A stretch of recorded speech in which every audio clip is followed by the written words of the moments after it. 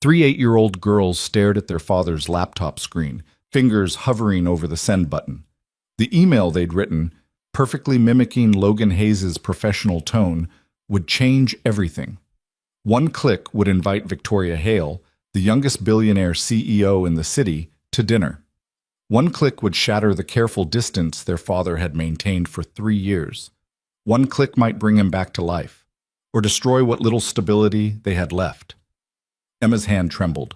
"What if he hates us?" Sophia whispered. "What if he stays broken forever?" Lily pressed send. The screen blinked. Message delivered. "Want to see what happens when daughters refuse to let their father fade away? Stay until the end. Hit that like button and comment your city so I can see how far this story travels." The kitchen timer buzzed at exactly 6:47 a.m., same as every morning. Logan Hayes stood at the stove, spatula in hand, flipping pancakes with mechanical precision. 3 plates lined the counter, each with 2 pancakes, syrup on the side, orange juice poured to the exact same level. He didn't need to think about it anymore. Routine had replaced thought 3 years ago. "Dad, these pancakes are perfect circles again," Emma said from the doorway, her voice flat in a way that made Logan's chest tighten. He glanced at the griddle. She was right. Perfect circles, perfect golden brown color, perfect spacing, everything perfect and completely empty. "That's good, isn't it?" he asked, knowing the answer. Emma shrugged and disappeared back upstairs without another word. Logan stood there, spatula dripping, staring at those perfect circles. When had he become this person? The man who measured pancakes instead of tossing batter haphazardly while dancing to whatever song made his daughters laugh. The man who scheduled joy out of his life entirely. The answer crawled up his throat like bile. 3 years, 2 months, and 16 days ago. The night Sarah didn't come home from work. The night the hospital called. The night everything that made him Logan Hayes died in an intersection 6 blocks from their house. He scraped the pancakes onto plates and called the girls down for breakfast. They ate in silence. Sophia pushed her food around her plate, creating patterns in the syrup. Lily chewed slowly, watching him with those dark eyes that saw too much for an 8-year-old. Emma didn't look at him at all. "How was school yesterday?" Logan tried, his voice sounding foreign even to himself. "Fine," 3 voices answered in unison. "Any tests coming up?" "No." "Projects?" "No." The silence stretched. Logan cut his pancake into precise squares, eating methodically. He could feel his daughters watching him, but he couldn't meet their eyes. What would they see there? The hollow space where their father used to be? "Can we be excused?" Emma finally asked. Logan nodded, and they scattered like birds from a scarecrow. The office building downtown stood 63 stories high, all glass and steel and money. Logan worked on the 48th floor in a corner cubicle that faced another building exactly like this one. He'd been with Hale Industries for 18 months now, working in the data analytics division. Numbers made sense. Numbers didn't ask him how he was feeling or tell him he needed to move on. "Hayes, conference room in 5, his supervisor called across the rows of cubicles. Logan saved his spreadsheet and grabbed his tablet. Another quarterly review, probably. More numbers, more projections, more things that required no emotional investment whatsoever. The conference room was already half full when he arrived. He took his usual seat in the back corner and opened his notes, not looking at anyone else in the room. Small talk required energy he didn't have. "Good morning, everyone." Logan's head snapped up despite himself. That voice cut through his careful numbness every single time. Victoria Hale stood at the head of the table, 30 years old and already running a billion-dollar empire her father had built. She wore a charcoal suit that probably cost more than Logan's monthly salary, her dark hair pulled back in a way that made her look severe and untouchable. But her eyes. Logan had learned to read those eyes over the past year. Right now they were tired, bone-deep tired in a way he recognized. "Let's make this quick," Victoria said, pulling up a presentation on the screen. "I know you all have actual work to do." She ran through the quarterly numbers with brutal efficiency, calling out departments that were underperforming without sugarcoating anything. Some executives shifted uncomfortably. Logan took notes, his mind processing data while his heart stayed carefully locked away. "Analytics division," Victoria's eyes found his across the room. "Your projections for the European expansion were dead on." "Well done." Logan nodded once. That was their pattern. She acknowledged his work. He accepted with minimal response. They both moved on. Professional, clean, safe. Except today her gaze lingered a moment longer than usual, and Logan felt something crack in his carefully constructed walls. He looked away first. The meeting ended 20 minutes later. Logan was halfway to the door when Victoria's voice stopped him. "Hayes, a moment." He turned slowly. The room had emptied except for the two of them. Victoria stood by the window, silhouetted against the city skyline, and for a second she looked less like a billionaire CEO and more like someone carrying weight that might crush her any moment. "Your analysis on the Singapore market was exceptional," she said, still looking out the window. "I'm moving you to the executive team. You'll report directly to me starting Monday." Logan's carefully controlled world tilted. "Ma'am, It's not a request." Victoria turned to face him, and the exhaustion in her eyes was unmistakable now. "I need someone who thinks clearly, who doesn't waste my time with politics or ego. That's you. Your salary doubles, you get an office on 62, and you start attending senior leadership meetings." I don't care what you want, Hayes. I care about what you're capable of." She moved closer, and Logan caught the faint scent of coffee and something floral he couldn't name. "You've been hiding in that cubicle for 18 months doing work that's beneath you. I'm done pretending I don't notice." The words hit harder than they should have. Logan's jaw tightened. "I'm not hiding." "Really?" Victoria's laugh was sharp, humorless. "Then what do you call showing up exactly at 8, leaving exactly at 5, never attending happy hours, never joining conversations, eating lunch alone in your car every single day?" "I call it doing my job." "You're doing half your job." Victoria crossed her arms. "The other half requires being alive, Hayes, and you're not. Not really." The silence that followed felt like broken glass. Logan wanted to argue, wanted to tell her she didn't know anything about him or his life. But the words stuck in his throat because she was right. Devastatingly, completely right. "The promotion stands," Victoria said quietly. "Monday morning, 8th floor. Don't be late." She walked past him, close enough that her shoulder almost brushed his, and left him standing alone in the conference room with his carefully ordered world crumbling around his feet. That night, Logan sat in his car outside the house for 15 minutes before going inside. The lights were on upstairs, the girls doing homework, probably. Or pretending to do homework while actually doing whatever 8-year-old triplets did when their father had emotionally abandoned them. His phone buzzed. A text from his sister, Rachel.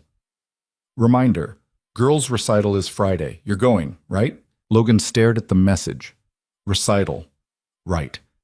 The girls had mentioned it multiple times, and he'd nodded along, adding it to his calendar, treating it like another appointment instead of something that mattered. He texted back, "I'll be there." Rachel's response came immediately. "Try to smile. They're watching you more than the audience." Logan deleted the message and went inside. The house smelled like takeout pizza. The girls must have ordered dinner themselves again.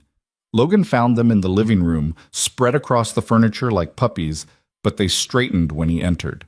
"Sorry I'm late," he said. "Got held up at work." "It's okay," Lily said automatically. Always the peacemaker. "Pizza's in the kitchen," Sophia added. "We saved you some." Emma said nothing, her eyes fixed on her homework with aggressive focus. Logan stood there wanting to say something that mattered, something that would bridge the ocean between him and his daughters. But the words wouldn't come. They never did. "Thanks for dinner," he finally managed. "I'll eat later. You guys finish your homework." He escaped to his home office, closed the door, and leaned against it. The promotion. Victoria's words. His daughter's silent acceptance of his absence. It all pressed down on him until he couldn't breathe. His laptop sat on his desk, and without thinking, Logan opened it. His email inbox appeared. 147 unread messages, most of them automated reports.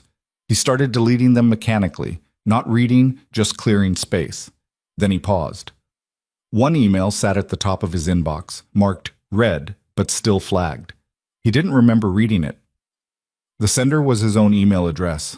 Subject line, dinner, Thursday, 7 p.m., Giuseppe's. Logan clicked it open, confusion turning to ice in his veins as he read. "Victoria, I've been thinking about our conversation today. You're right, I have been hiding. I'd like to discuss this further, somewhere outside the office." Would you join me for dinner Thursday at Giuseppe's? 7 p.m. My treat.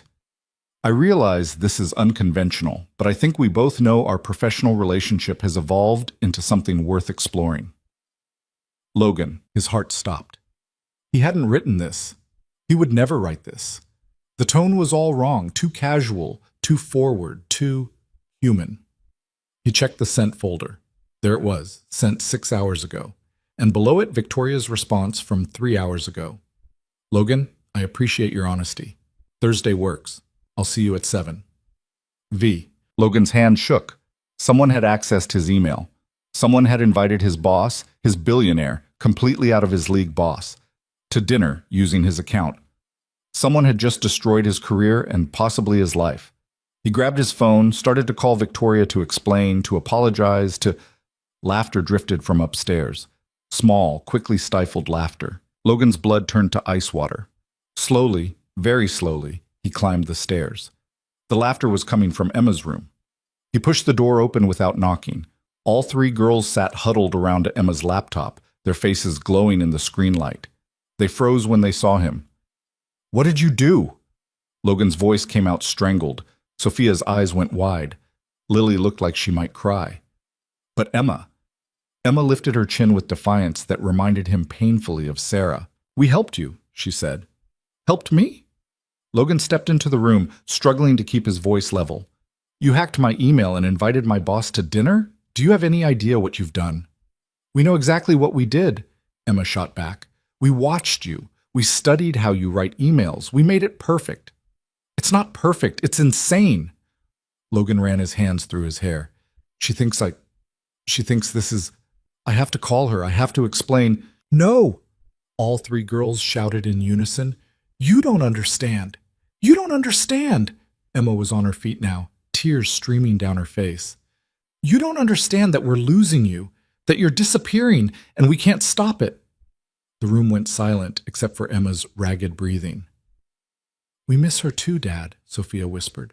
We miss Mom every single day, but we can't lose you too. Logan felt his knees go weak. He sat down hard on the edge of Emma's bed. I'm right here. No, you're not. Lily's voice was small but steady. You're somewhere else. Somewhere we can't reach you. We don't want you to replace Mom, Emma continued, wiping her eyes. We would never want that. But Miss Victoria is nice. She talks to you like you're a real person. And sometimes, when you work with her, you almost look alive again. So we made a plan, Sophia said. We've been planning for weeks, learning how you type, how you talk, making sure it would work. Logan looked at his daughters, his brilliant, terrifying 8-year-old daughters, and felt the full weight of what they'd done. Not just the email, the weeks of observation, the planning, the desperate hope that they could somehow pull their father back from the dead. This isn't how the world works, he said weakly. You can't just manipulate people into what? Emma challenged. Into living, into trying, into maybe being happy again? I'm not... Logan stopped. He'd been about to say he wasn't unhappy, but that would be a lie. He wasn't unhappy. He wasn't happy. He wasn't anything at all. Thursday is in 2 days, Lily said quietly. You have to go. I'll call her. I'll explain it was a mistake. And tell her your 8-year-old daughters are so worried about you that they catfished your boss? Sophia's eyebrows rose. That'll make you look super stable and professional. Logan stared at his daughter. When had she learned the word catfished? You have to go to dinner, Emma said firmly. You have to pretend you meant to send that email, and you have to try. Try what? To be alive again, Emma's voice cracked. To talk to someone who isn't us or your computer. To eat food without looking like you're completing a task. To just try, Dad. Please. The silence that followed felt like the world holding its breath. Logan looked at each of his daughters. They were so young, too young to be carrying this kind of worry, too young to be planning interventions for their broken father. They should be thinking about dolls and soccer practice and what to wear to school. Instead, they were studying his email patterns and orchestrating dinner dates with billionaires. He'd done this to them. His grief, his shutdown, his retreat into numbness. It hadn't protected them. It had forced them to become adults before they were ready. Giuseppe's is expensive, he finally said. Hope flickered across 3 identical faces. We have money saved, Sophia offered immediately. From birthdays and… No, Logan held up his hand. If I'm going to this disaster of a dinner that you've created, I'm paying for it myself. So you'll go? Lily asked, her voice small and desperate. Logan closed his eyes.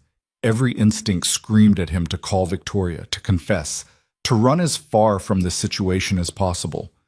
But those instincts had kept him locked in place for 3 years. Those instincts had turned him into a ghost in his own home. Maybe it was time to try something different, even if it was terrifying, even if it ended in humiliation. I'll go, he said quietly. The girls erupted in squeals and threw themselves at him, hugging him with a ferocity that knocked the air from his lungs. Logan held them, feeling their small bodies pressed against him, and realized this was the first real physical contact he'd had with them in months, maybe longer. You have to dress nice, Emma said into his shoulder. Not work nice, date nice. This isn't a date, Logan protested weakly. Sure it's not, Sophia grinned. And you have to actually talk to her, Lily added, about real things, not just work. I don't know what that means. We know. Emma pulled back, looking at him with Sarah's eyes. That's the whole problem, Dad. But you used to be good at talking, at living. We've seen pictures, Mom's videos. Logan's throat tightened. Sarah had recorded everything, birthdays, holidays, random Tuesday afternoons when nothing special happened, but she wanted to remember anyway. The girls must have been watching those videos, studying the man he used to be. I don't know if I can be that person again, he admitted. We don't need that person, Emma said. We just need you to try being some person, any person who's actually here with us. Logan nodded, not trusting his voice. Okay, Sophia said, suddenly all business. We have 2 days to prepare. First, we need to find you something to wear. Those work pants make you look like a depressed accountant. I am a depressed accountant, Logan muttered. Data analyst, Lily corrected. And you're about to be an executive. Act like it. Logan looked at his daughters, these brilliant, scheming, heartbreaking little humans, and felt something shift in his chest. Not healing exactly, but a crack in the ice. A possibility. You 3 are grounded, he said, but there was no heat in it. Worth it, all 3 answered in unison. Oh. Thursday arrived like an execution date. Logan stood in front of his bathroom mirror, adjusting his tie for the 7th time. The girls had indeed raided his closet, throwing out half his wardrobe and presenting him with a dark blue shirt and gray slacks he didn't remember owning. You bought them 2 years ago for Uncle Mike's wedding, Emma had explained. You never wore them because the wedding was 3 weeks after. Anyway, they still fit. Now, dressed in clothes that felt foreign on his body, Logan looked at himself and barely recognized the man staring back. He looked thinner than he remembered, older, lines around his eyes that hadn't been there before. You look good, Dad. Lily appeared in the doorway, startling him. I look terrified. That too. She stepped into the bathroom and straightened his collar unnecessarily. But Miss Victoria is nice. She won't be mean to you. That's not what I'm worried about. Logan met his daughter's eyes in the mirror. I'm worried I'll disappoint her. That I'll sit there like a stone and she'll realize I'm not worth her time. You are worth her time, Lily said fiercely. You're smart and you work really hard and you used to be funny. Used to be. You could be again. Lily hugged him from behind. You just forgot how. Logan turned and knelt down to her level. What if I can't remember? Then you learn new ways. Lily smiled, and it was Sarah's smile, the one that had made him believe anything was possible. That's what Mom would say, right? Yeah, Logan's voice cracked. That's exactly what she'd say. Emma and Sophia appeared, both inspecting him critically. Hair's weird, Sophia declared. His hair is always weird, Emma countered. There's nothing we can do about it now. Thanks for the vote of confidence, Logan muttered, running his fingers through his hair anyway. You have to leave in 10 minutes if you want to get there on time, Emma said, checking her phone. Giuseppe's is 20 minutes away with traffic. How do you know that? We researched everything. Sophia pulled out a notebook covered in handwritten notes. Giuseppe's is upscale Italian, reservations required, which we made using your name. The owner is from Sicily and picky about dress code, so no jeans. The wine list is extensive but overpriced. Stick to the house red. They're known for their handmade pasta and wood-fired pizza. Logan stared at the notebook. You made a dossier? We wanted you to be prepared, Lily said simply. Miss Victoria likes white wine better than red, Emma added. We heard her tell someone on the phone once when she was visiting the analytics floor. You were spying? We prefer gathering intelligence, Sophia said with zero shame. Logan should have been horrified. Instead, he felt a strange warmth spreading through his chest. His daughters had put more effort into this dinner than he'd put into anything in 3 years. What do I talk about? He asked, feeling helpless. The girls exchanged glances. Emma stepped forward. Talk about real things, Dad. Not just work. Ask her about her life. Tell her about us if it feels right. Just be a person talking to another person. I don't remember how. Then mess it up, Sophia said. Be awkward. Say the wrong thing. That's what real humans do.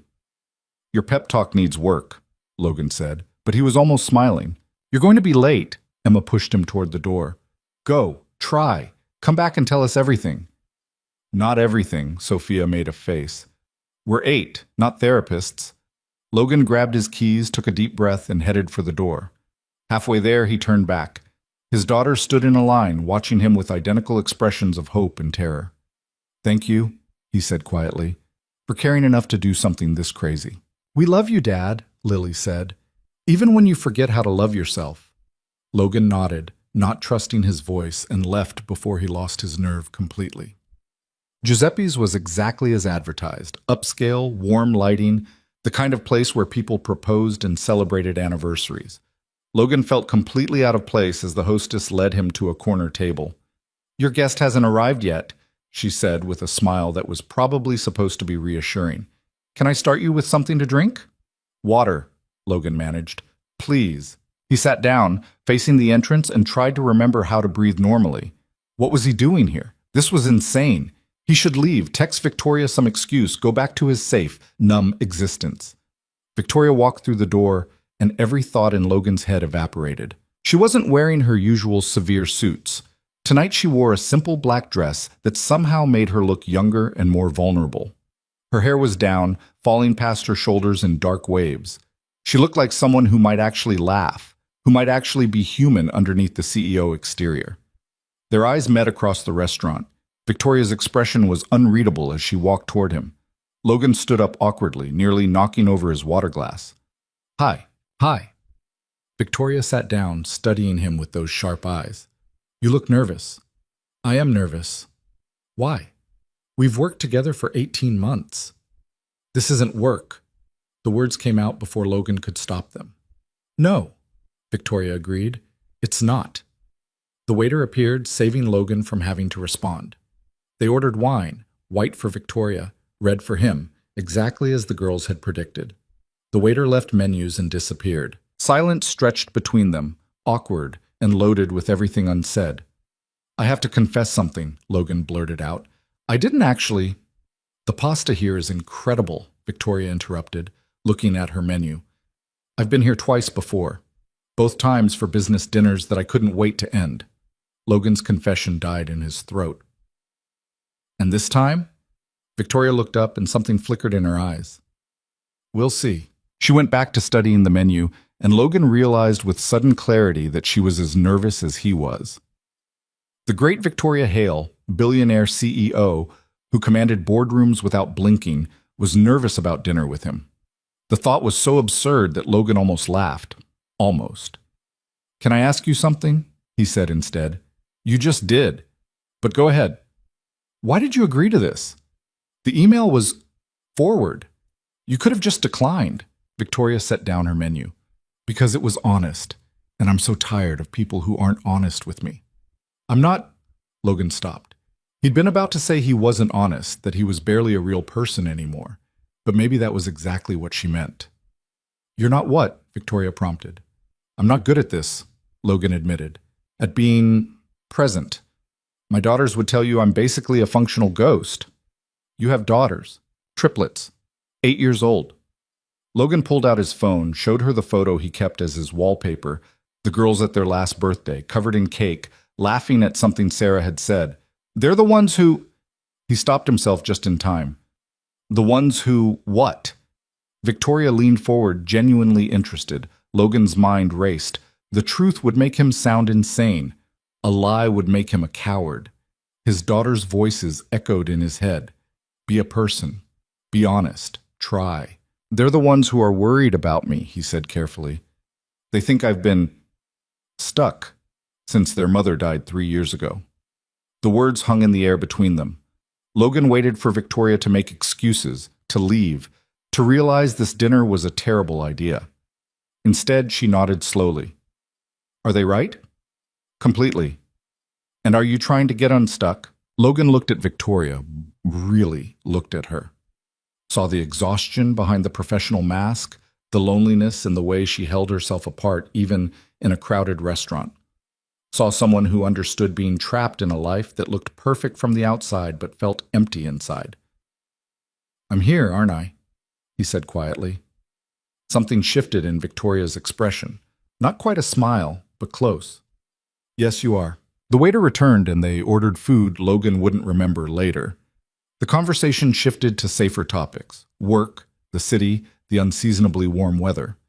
But underneath it all ran a current of something else. Something neither of them was ready to name, but both could feel. Tell me about your daughters, Victoria said over pasta that probably tasted amazing if Logan had been paying attention to anything except the woman across from him. What are they like? Logan hesitated. He never talked about the girls. Never let anyone see that part of his life because it was too raw, too real. But Victoria waited, patient and genuinely curious, and Logan found himself talking. Emma is terrifying, he started, and surprised himself by almost smiling. She's brilliant and ruthless and absolutely refuses to let anything go.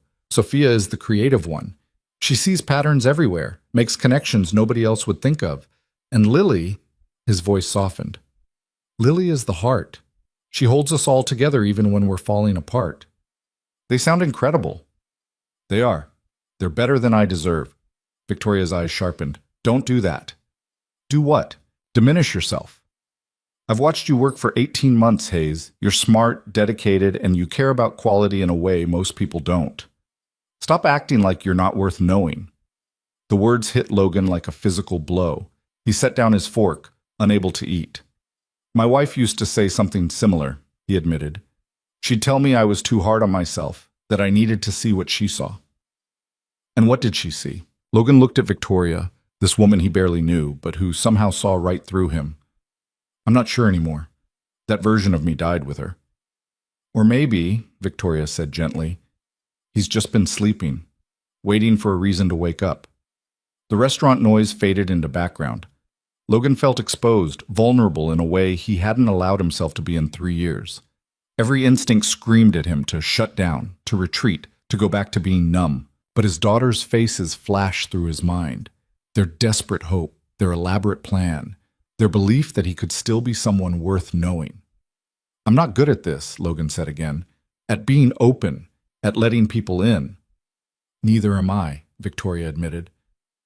Do you know how many genuine conversations I've had in the past year?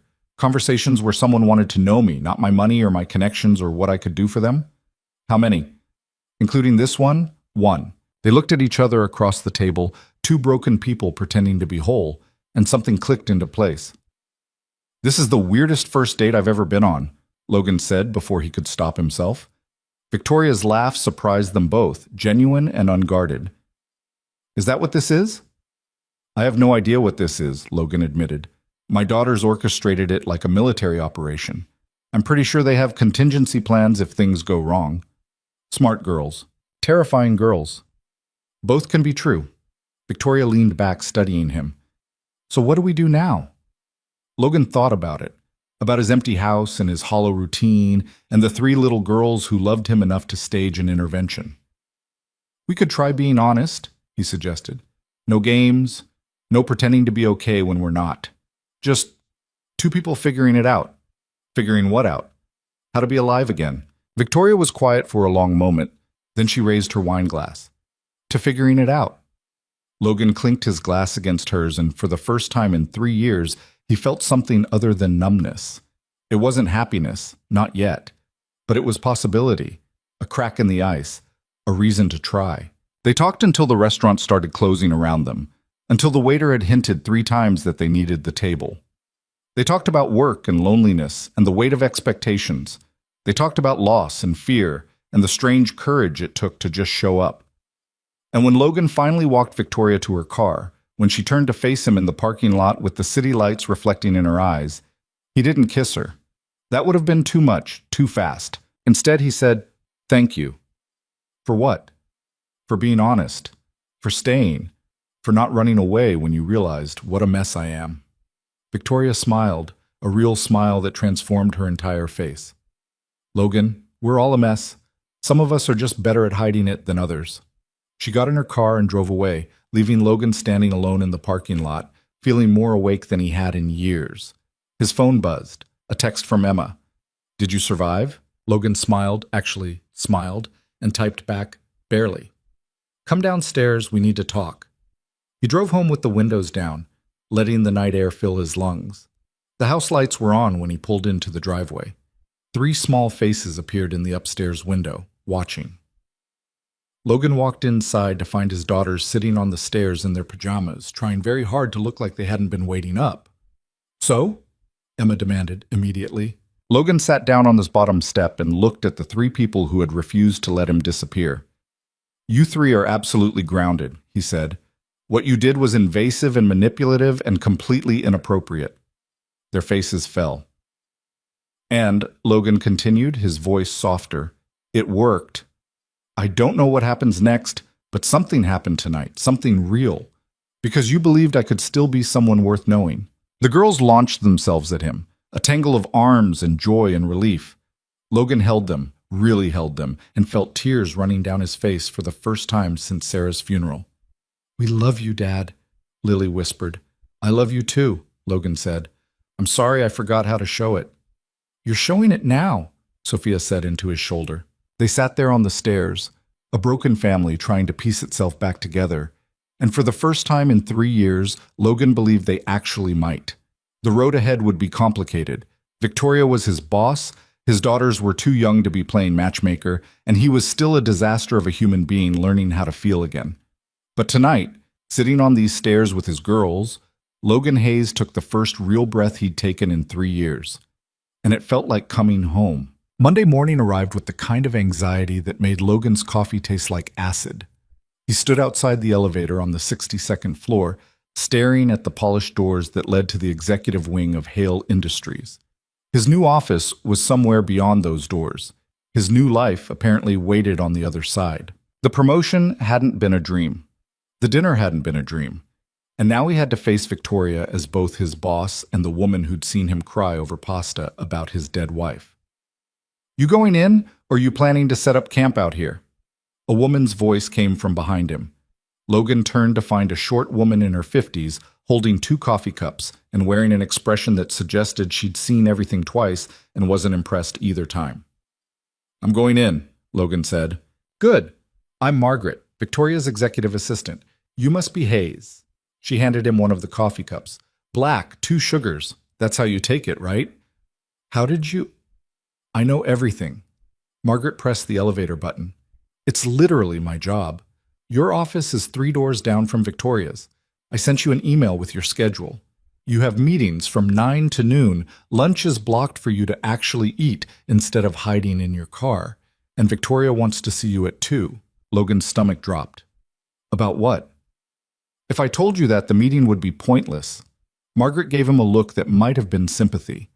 "Relax, Hayes. You're not getting fired. You just got promoted." The elevator doors opened to reveal a floor that looked nothing like the cubicle farm Logan had left behind. Floor-to-ceiling windows, actual artwork on the walls, offices instead of cubicles. Everything whispered money and power in a way that made Logan feel like an imposter. "This is you." Margaret stopped at an office that was bigger than his entire downstairs. "Computers set up, passwords are in the envelope on your desk. Don't break anything expensive." She left before Logan could respond. He stepped into the office slowly, half expecting someone to stop him and explain there'd been a mistake. But the nameplate on the door said Logan Hayes, Senior Analytics Director, and the view from the window showed half the city spread out below like a promise. His phone buzzed, a text from Emma. "First day as an executive, don't forget to be nice to people." Followed immediately by Sophia. "Also don't let them see you're terrified. Fake it till you make it." And Lily. "We're proud of you, Dad. You've got this." Logan smiled despite the knot in his stomach. His daughters had been different since Thursday night, more present, more talkative, as if watching their father take one small step toward being human again had given them permission to hope. He'd told them almost nothing about the dinner except that it went well and Victoria didn't hate him. They'd asked approximately 7,000 questions, which he'd deflected with varying degrees of success, but they'd seen the change in him, the way he actually looked at them during breakfast now, the way he'd laughed at Sophia's terrible joke about a chicken crossing the road. Small things. But apparently, small things mattered. His office phone rang, making him jump. He stared at it for 3 rings before remembering he was supposed to answer. "Hayes?" "Conference room A in 5 minutes," Margaret's voice came through. "And fix your tie. It's crooked." Logan looked down. His tie was indeed crooked. He fixed it and headed for the conference room, wondering if Margaret had cameras everywhere or just possessed supernatural observation skills. The conference room held 8 people, all of whom stopped talking when Logan entered. He recognized 2 from the analytics division. The others were strangers wearing expensive suits and expressions of mild curiosity. "Hayes, good." Thomas Chen, the CFO, gestured to an empty chair. "We're discussing the Q4 projections. Victoria says you're the numbers genius, so we need your brain." Logan sat down, acutely aware that everyone was watching him. The old Logan, the one from before Sarah died, would have cracked a joke to break the tension. This Logan just opened his laptop and pulled up the spreadsheet Margaret had apparently already loaded for him. They spent 2 hours dissecting financial projections, and Logan forgot to be nervous. Numbers made sense. Numbers didn't require him to be charming or functional or anything except accurate. He caught 3 errors in the European division's calculations and suggested a different approach to the Asian market that made Thomas Chen actually smile. "See," Thomas said as the meeting ended, "this is why Victoria wanted you up here. You actually think instead of just regurgitating whatever consulting firm we paid too much money." "The consulting firm charged us $2 million, one of the strangers said dryly. "I hope he's better than regurgitating." Logan gathered his things and escaped before anyone could ask him to be social. He made it back to his office and closed the door, leaning against it and trying to remember how to breathe normally. His phone buzzed again. This time it was a text from an unknown number. "You did well in the meeting. Chen's impressed." Logan stared at the message. Victoria had texted him. From her personal phone, apparently, since it wasn't the number listed in the company directory. Which meant she'd gotten his personal number from somewhere and saved it, and was texting him like they were, what, friends, colleagues, whatever complicated thing they'd become over Italian food. He typed back, "How do you know how I did?" Her response came immediately. "Chen texted me. Also, I trust his judgment." Logan hesitated, then wrote, "Thank you for the promotion, even if it's terrifying." 3 dots appeared, disappeared, appeared again. Finally, "You'll be fine. And if you're not, I'll tell you." Something warm settled in Logan's chest. He pocketed his phone and tried to focus on the emails piling up in his inbox, but his mind kept drifting to Thursday night. The way Victoria had looked at him across the table. The way she'd listened without judgment when he'd talked about Sarah. The way she'd laughed, really laughed, at his awkward comment about weird first dates. He was in trouble. Deep, complicated, possibly career-ending trouble. A knock on his door interrupted his spiral. Margaret poked her head in. "Lunch," she announced. "There's a cafeteria on 58, or you can order delivery. Either way, you're eating something because Victoria says you look like you're about to pass out." Victoria said that. She notices everything. Margaret's expression softened slightly. "Eat, Hayes. The afternoon meetings are worse than the morning ones." She was right. Logan spent the afternoon in back-to-back meetings about budgets and forecasts and strategic initiatives that made his head spin. By the time 2 o'clock arrived, he felt like he'd run a marathon while doing calculus. Victoria's office was at the end of the hall, behind double doors that probably cost more than Logan's car. He knocked, half hoping she wasn't there. "Come in." Logan pushed open the doors and stopped.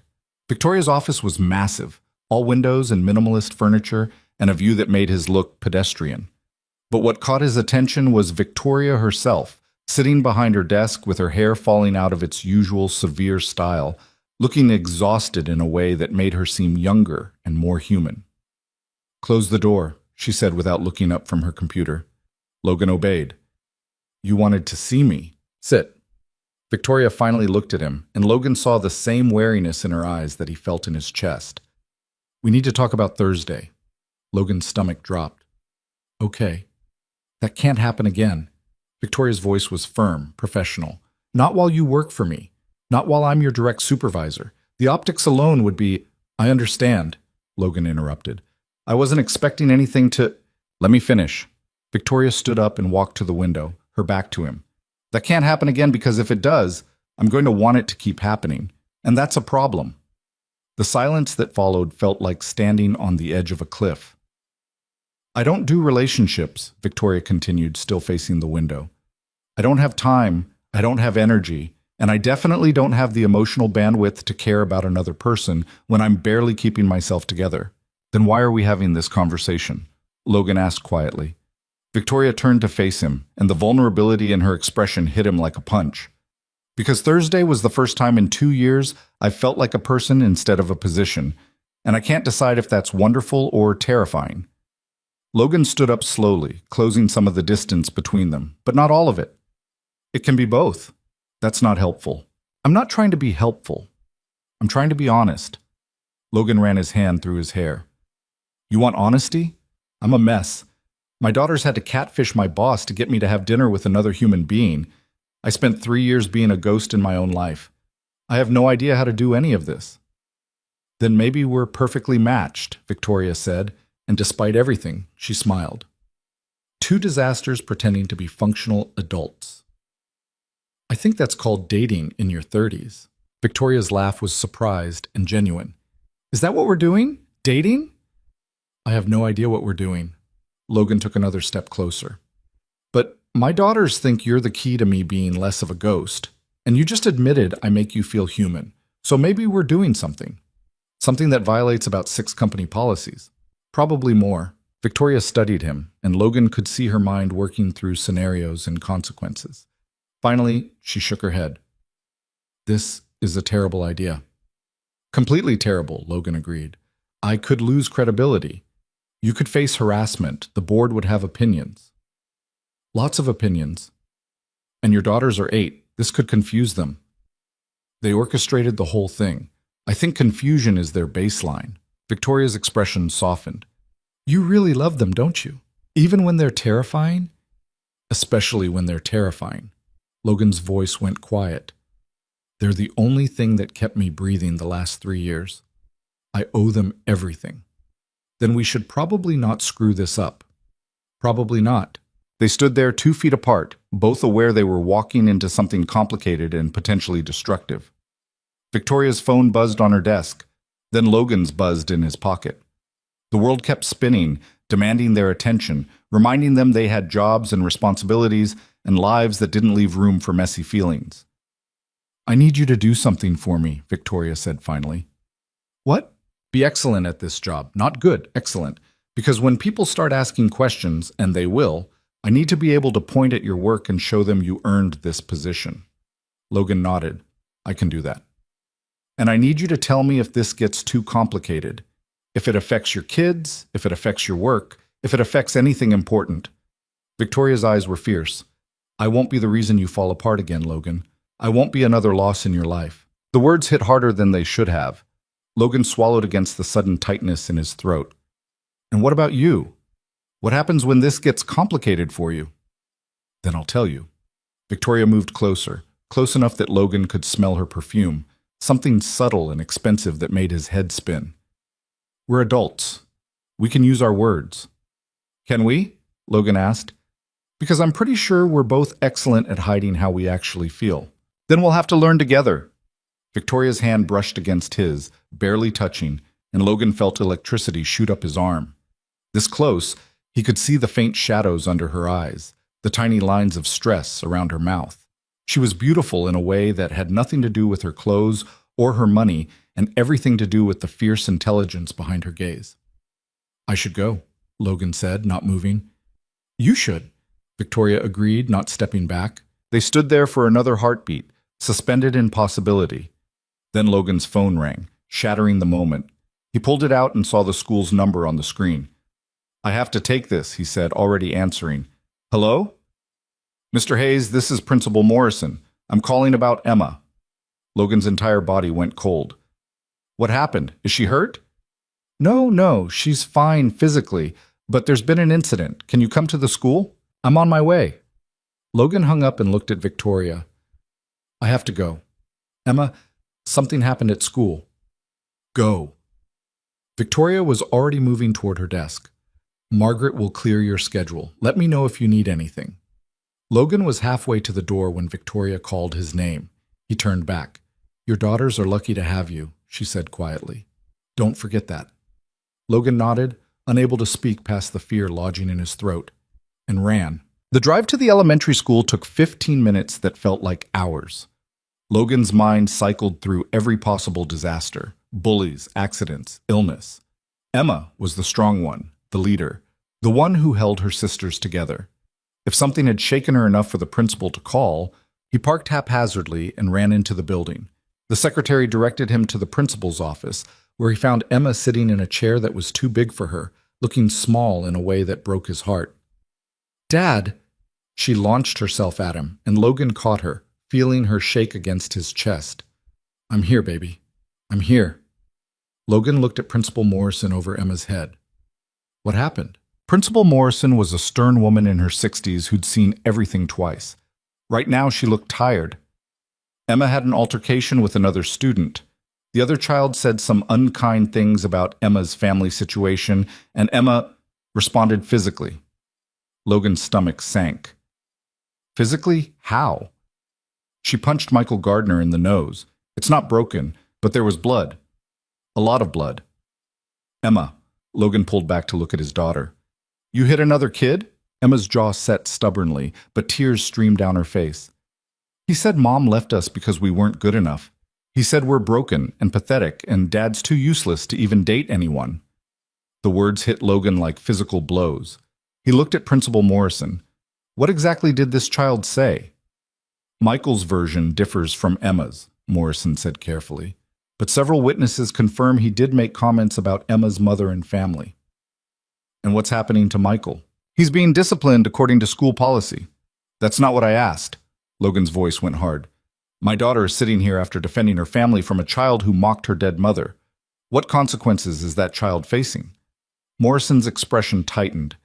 "Mr. Hayes, I understand you're upset, but Emma used violence after being verbally attacked about her trauma." Logan stood up, keeping Emma close. "I'm not excusing what she did, but if you're punishing her without equally punishing the kid who triggered it, we're going to have a problem." "Both children are receiving consequences," Morrison said. "Emma is suspended for 2 days. Michael is suspended for 3. Emma made a small sound against Logan's chest. Suspension. His daughter had never been in trouble at school, and now she was being suspended. "Can I speak with my daughter privately?" Logan asked, his voice tight. Morrison nodded and left the office. Logan sat down in her chair and pulled Emma onto his lap, the way he used to when she was smaller and the world made sense. "Talk to me," he said quietly. "He wouldn't stop," Emma whispered. "He kept saying Mom didn't love us enough to stay, that we're broken, that you're so sad all the time because you wish you could leave too." Logan closed his eyes, feeling each word like a blade. "And you hit him. I told him to stop first 3 times, but he just laughed and kept going, and Sophia and Lily were crying, and I couldn't let him say those things." "Where are your sisters?" "In class. The teacher took them back after... Logan held his daughter tighter. "Emma, listen to me. What that boy said was cruel and wrong, but hitting him wasn't the answer. What was I supposed to do?" Emma pulled back, her face fierce through the tears. "Just let him say those things? Let him hurt us and do nothing? You could have told a teacher." "Teachers don't always help, Dad. Sometimes you have to stand up for yourself." Logan looked at his 8-year-old daughter, Brilliant, fierce, damaged Emma, who just tried to protect her family the only way she knew how.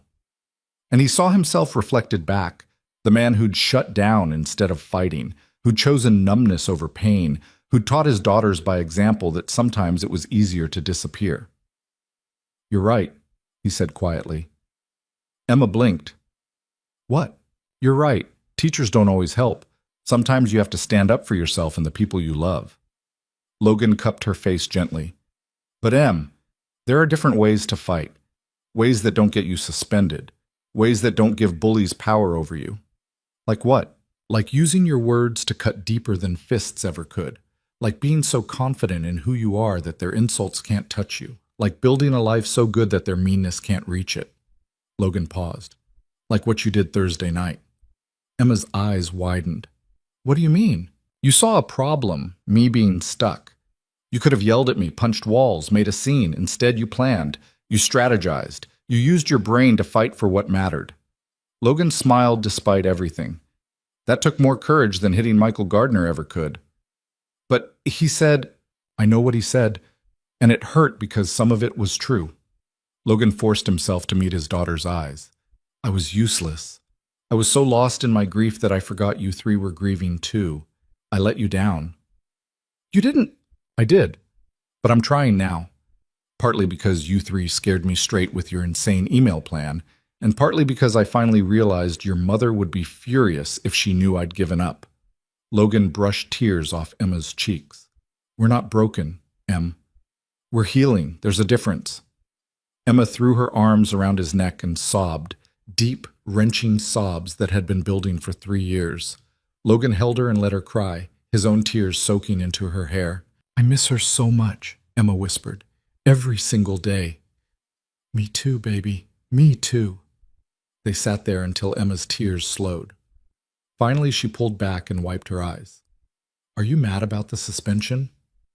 "Furious," Logan said, "but not at you, at the situation. At Michael Gardner's parents for raising a kid who thinks cruelty is acceptable. At myself for not teaching you better ways to handle this." "What happens now?" "Now we go home. You are suspended for 2 days, which means you and I are going to have some long talks about fighting and grief and how to handle bullies without becoming one yourself." "Are you going to punish me?" Logan thought about it. "Yeah, you're going to write Michael Gardner an apology for hitting him." "What?" "But he—" "Not for defending your family, for using violence, because that's the part you actually need to own." Logan stood up, setting Emma on her feet. "And Michael is going to write you an apology for what he said, or I'm going to Principal Morrison's boss." Emma almost smiled. "You're being scary, Dad." "I'm being parent, Dad." "There's a difference." Logan took her hand. "Come on, let's collect your sisters and go home." They found Sophia and Lily waiting in the hallway with their backpacks, both looking terrified. The moment they saw Emma, they rushed over. "Are you okay?" Lily asked. "Did they arrest you?" Sophia's eyes were huge. "Nobody got arrested," Logan said, "but Emma's suspended for 2 days and we all need to have a family meeting." The drive home was quiet. Logan kept glancing in the rearview mirror at his daughters, who sat in their usual formation. Emma in the middle, Sophia and Lily on either side like bookends. They looked so small and so resilient at the same time. His phone buzzed at a red light. A text from Victoria. "Everything okay?" Logan typed back one-handed. Emma punched a kid who said cruel things about Sarah. "She's suspended. We're handling it." Victoria's response came before the light changed. "That's my girl. The punching part needs work, but defending her family? Tell her she's got CEO potential." Despite everything, Logan smiled. He showed Emma the text when they got home. She read it twice, then handed the phone back. "Miss Victoria thinks I have CEO potential." "Apparently violence translates to leadership in the business world," Logan said dryly. "Don't tell your teachers I said that." The family meeting happened at the kitchen table over grilled cheese sandwiches that Logan only burned slightly. He explained the suspension, the apology Emma would write, and the consequences they'd all agreed on. No TV for a week, extra chores, and Emma had to research 3 famous people who'd used nonviolent resistance to create change. "But he started it," Sophia protested. "And Emma ended it by getting suspended," Logan countered. "Actions have consequences, even when those actions come from the right place." Life's not fair, Lily said quietly. Logan looked at his youngest daughter, wise beyond her years. No, it's not. But we still have to live in it, and we have to be better than the people who hurt us. Is that why you went to dinner with Miss Victoria? Emma asked suddenly. To be better than the person who was just sad all the time? The question caught Logan off guard. His daughters watched him, waiting for an answer that mattered. Yeah, he said finally. That's exactly why. Because you three deserved better than a ghost for a father, and because your mom would have kicked my butt if she knew I'd stopped trying. Mom was scary when she was mad, Sophia said with a small smile. Terrifying, Logan agreed. Wonder where you three get it. That night, after the girls were in bed, Logan sat in his home office and stared at his laptop. He should write up reports for tomorrow's meetings. He should review the projections Thomas Chen had sent over. He should do 100 work things that didn't involve thinking about his daughter punching a kid or the way Victoria had looked at him in her office. Instead, he opened a new document and started writing. Not a report, not an analysis, just words. Dear Sarah, he typed, then stopped. He hadn't written to her since the funeral, hadn't let himself think of her as someone he could still talk to instead of someone he'd lost. But tonight, with Emma's tears still echoing in his ears and Victoria's text still warm in his pocket, Logan needed his wife's clarity. Emma punched a kid today, he wrote. Defended the family with her fists because some little jerk said you left us on purpose. She's suspended. I'm simultaneously proud and horrified, which I think is peak parenting. The words flowed easier than he expected. He told Sarah about the promotion, about the dinner, about the 3 matchmaking daughters who'd refused to let him fade away. He told her about Victoria, the loneliness behind the power, the way she understood without needing explanations, the terrifying possibility of feeling something again. I don't know what I'm doing, he wrote, but I'm doing something, which is more than I've managed in 3 years. The girls are watching me try to be human again, and maybe that's enough. Maybe trying is all any of us can do. He saved the document and closed his laptop, feeling lighter than he had in years. Tomorrow, he'd deal with work and suspensions and complicated feelings about his boss. Tonight, he'd just breathe. His phone buzzed one more time. Victoria. Thank you for trusting me with what happened today. Your daughter sounds exactly like someone who'd plan an elaborate email scheme. I like her already. Logan smiled in the darkness of his office and typed back, She'd like you too. Fair warning, all 3 of them are planning our wedding. I've seen the Pinterest boards. Victoria's response made him laugh out loud. Tell them I require at least 3 months' notice and a detailed budget proposal. Standards must be maintained. Logan went to bed still smiling, and for the first time in 3 years, he didn't dream about loss. He dreamed about possibility. Emma's suspension turned into an unexpected gift, though Logan would never admit that out loud. 2 days home with his daughter meant 2 days of actually talking, real conversations that went deeper than how was school and eat your vegetables. They sat at the kitchen table while Sophia and Lily were at class, and Emma worked on her apology letter with the intensity she brought to everything. How do I say I'm sorry for hitting him without saying I'm sorry for defending us? She asked, chewing on her pencil. Logan looked up from his laptop where he was trying to work remotely and failing. You separate the action from the intention. You can regret the method without regretting the reason. Emma stared at him. That sounds like something Miss Victoria would say. She probably would say it better. Logan closed his laptop, accepting that work wasn't happening today. But the point stands. You can write, I'm sorry I hit you. That was wrong, and I shouldn't have used violence. But I'm not sorry for defending my family when you said hurtful things about my mom. Principal Morrison won't like that second part. Principal Morrison doesn't have to like it. She just has to accept that you're owning your actual mistake without apologizing for having feelings. Logan paused. Although, maybe phrase it nicer than I just did. Emma bent over her paper, writing carefully. Logan watched her. This fierce little person who'd inherited Sarah's spine and his tendency to overthink everything. She'd been 4 when Sarah died, old enough to remember but young enough that the memories were already fading. Sometimes Logan caught her staring at photographs like she was trying to memorize a face that was slipping away. Dad? Emma didn't look up from her letter. Do you think Mom would be mad about the hitting? The question sat heavy in the quiet kitchen. Logan thought about Sarah, brilliant, passionate Sarah who'd once thrown a drink in a guy's face at a bar for groping her friend. Sarah, who'd never backed down from a fight, but who'd also taught kindergarten with infinite patience. I think she'd be conflicted, Logan said honestly. Mad about the violence, proud that you stood up for your sisters, frustrated that you got caught. Emma's lips twitched. She would totally be mad I got caught. Your mother was many things, but she was not a fan of unnecessary consequences. Logan smiled at the memory. She once convinced a cop to let her off with a warning for speeding by explaining the physics of how his radar gun worked and why his reading was probably off by 3 miles per hour. Did it work? He was so confused he just told her to slow down and left. Logan's smile faded. She would have handled this whole situation better than me. She would have known exactly what to say to make you feel better without letting you off the hook. You're doing okay, Emma said quietly. You're trying. That's more than you were doing before. The observation from his 8-year-old felt like a knife and a hug at the same time. Logan reached across the table and squeezed her hand. I'm sorry I checked out on you guys. That wasn't fair. Life's not fair. You said so yourself. Emma squeezed back. But you came back. That's what matters. His phone buzzed with a text from Victoria. How's the apology letter going? Logan took a photo of Emma at the table, tongue poking out in concentration, and sent it back. She's treating it like a legal brief. Should I be worried? Victoria's response came with a laughing emoji. She's going to run the world someday. Or a criminal empire. Possibly both. Is that Miss Victoria? Emma asked without looking up. Maybe. You're smiling at your phone. It's definitely Miss Victoria. Emma finally looked up, her expression too knowing for a child. Are you dating her for real now? Or is it still weird and complicated? Logan set down his phone. How do you know about weird and complicated? Dad, I'm 8, not stupid.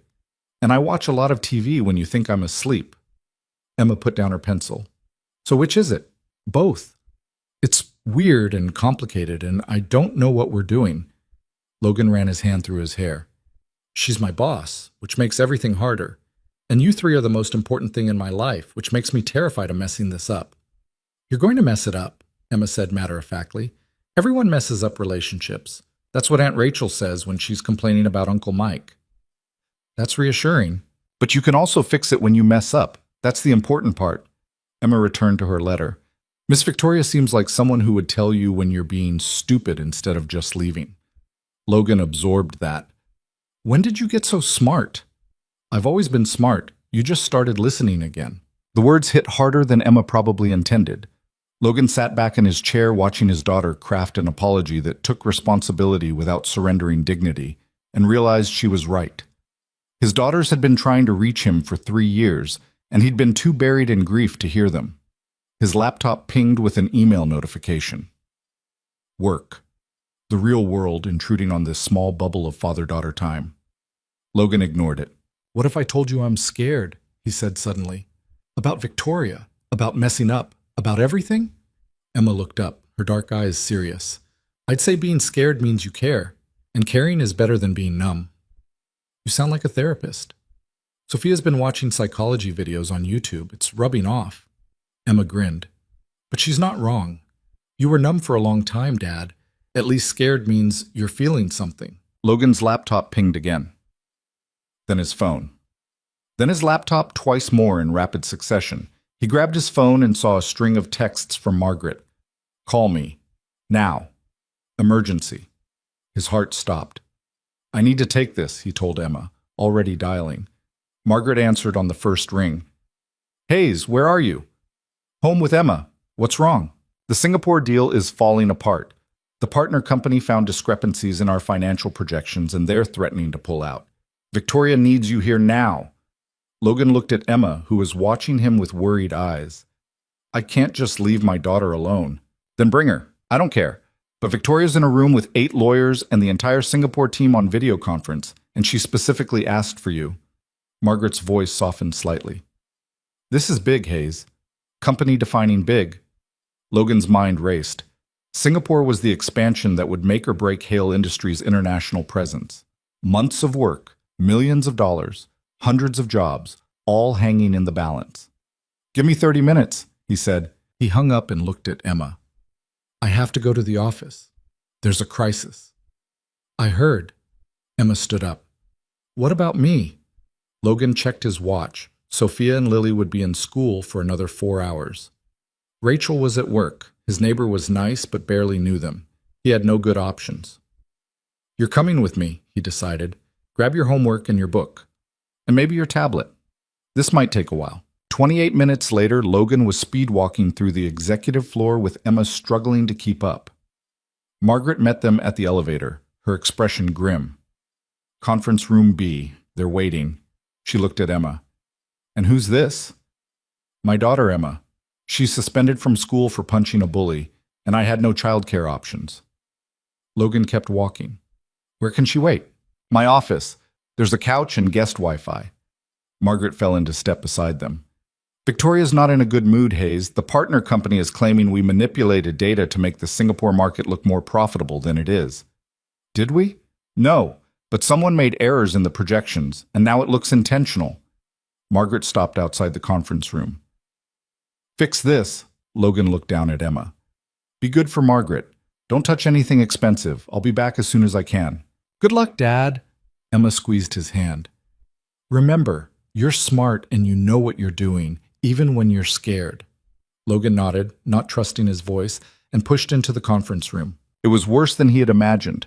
Victoria stood at the head of the table, her face composed, but her eyes blazing with barely controlled fury. 8 lawyers lined one side of the table, all looking grim. On the massive video screen, a team of Singapore executives sat in what was clearly the middle of their night, and none of them looked happy. Hayes, Victoria's voice was clipped. Please explain to our partners why the Q3 projections show a 15% growth rate when the actual market data suggests 8%. Logan moved to the table, his mind already running through numbers. Give me access to the original files. One of the lawyers pushed a laptop toward him. Logan pulled up the spreadsheet and felt his stomach drop. Someone had used the wrong calculation method for currency conversion, making the growth rate appear almost double what it should have been. It was a stupid mistake, the kind a junior analyst might make, but it had made it all the way to the partnership proposal. This is a conversion error, Logan said, highlighting the problematic cells. Whoever built this spreadsheet used nominal rates instead of real rates adjusted for inflation. The underlying data is accurate. The calculation method was wrong. So you admit to providing false information, one of the Singapore executives said, his accent crisp with anger. I admit someone made a math error. Not the same thing as falsifying data. Logan pulled up a new spreadsheet and started rebuilding the projection in real time, his fingers flying across the keyboard. Give me 10 minutes, and I'll show you the accurate numbers using the correct methodology. We don't have 10 minutes, another Singapore executive said. We have other partners interested in this market. Partners who don't make math errors with 8-figure investments. Victoria's jaw tightened, but her voice stayed level. Mr. Hayes is our senior analytics director. If he says he can fix this, he can fix it. 10 minutes. The room fell silent except for the clicking of Logan's keyboard. He was aware of everyone watching him. The lawyers, Victoria, the Singapore team on screen. The pressure should have paralyzed him. 6 months ago, it would have. But something had shifted. Maybe it was Emma's fierce defense of her family. Maybe it was Victoria's faith in his abilities. Maybe it was just that he'd been numb for so long that even stress felt like being alive. He rebuilt the entire projection from scratch, using real exchange rates, proper inflation adjustments, and conservative growth estimates. The numbers came out to 8.7% growth, still strong, still profitable, just not the inflated figures someone had accidentally created. Done. Logan turned the laptop so the camera could see. Here's the accurate projection. 8.7% growth, accounting for all market variables and using standard international accounting practices. The Singapore market is still highly profitable. We just overcalculated the rate of return. One of the Singapore executives leaned forward, studying the numbers. This is significantly different from what we were presented. Because what you were presented was wrong, Logan said bluntly. Not fraudulent, just wrong. Someone used the wrong formula, and it should have been caught in review. That's on us. But the fundamental opportunity hasn't changed. Singapore is still a strong market with solid growth potential. The Singapore team conferred in Mandarin. Logan couldn't understand the words, but he understood the tone, skeptical, cautious, not quite convinced. Victoria stepped forward. Gentlemen, I understand your concern, Someone on my team made an error that affected our proposal, and that's unacceptable. But Mr. Hayes just rebuilt these projections in front of you, using transparent methodology you can verify. We're not hiding anything, we're correcting a mistake. How do we know there aren't other mistakes? The lead executive asked. Because I'm personally going to review every number in this proposal before we proceed, Victoria said, along with Mr. Hayes and an independent auditor of your choosing. Complete transparency. If you find any other errors or inconsistencies, you can walk away with no penalty. The Singapore team conferred again, longer this time. Logan watched Victoria's face, calm on the surface, but he could see the tension in her shoulders, the slight tremor in her hand she was hiding by gripping the table. Finally, the lead executive spoke. We'll need the complete corrected proposal within 48 hours, with the independent audit, and we're reducing our initial investment by 20% until we see proof of the projected returns. It wasn't ideal, but it wasn't disaster. Victoria nodded. Acceptable. You'll have everything within 48 hours. The video call ended. The lawyers started gathering their materials, already discussing audit firms. Victoria dismissed them all with a wave, and suddenly the room was empty except for her and Logan. The silence was deafening. Who made the error? Logan asked quietly. Marcus Chen, Thomas's nephew, fresh out of business school and clearly didn't understand basic currency conversion. Victoria's voice was tight with controlled rage. He's already been removed from the project. That's not enough. No, it's not. But firing the CFO's nephew on day one of a crisis would create more problems than it solves. Victoria finally looked at Logan, and he saw exhaustion behind the anger. Thank you for fixing this.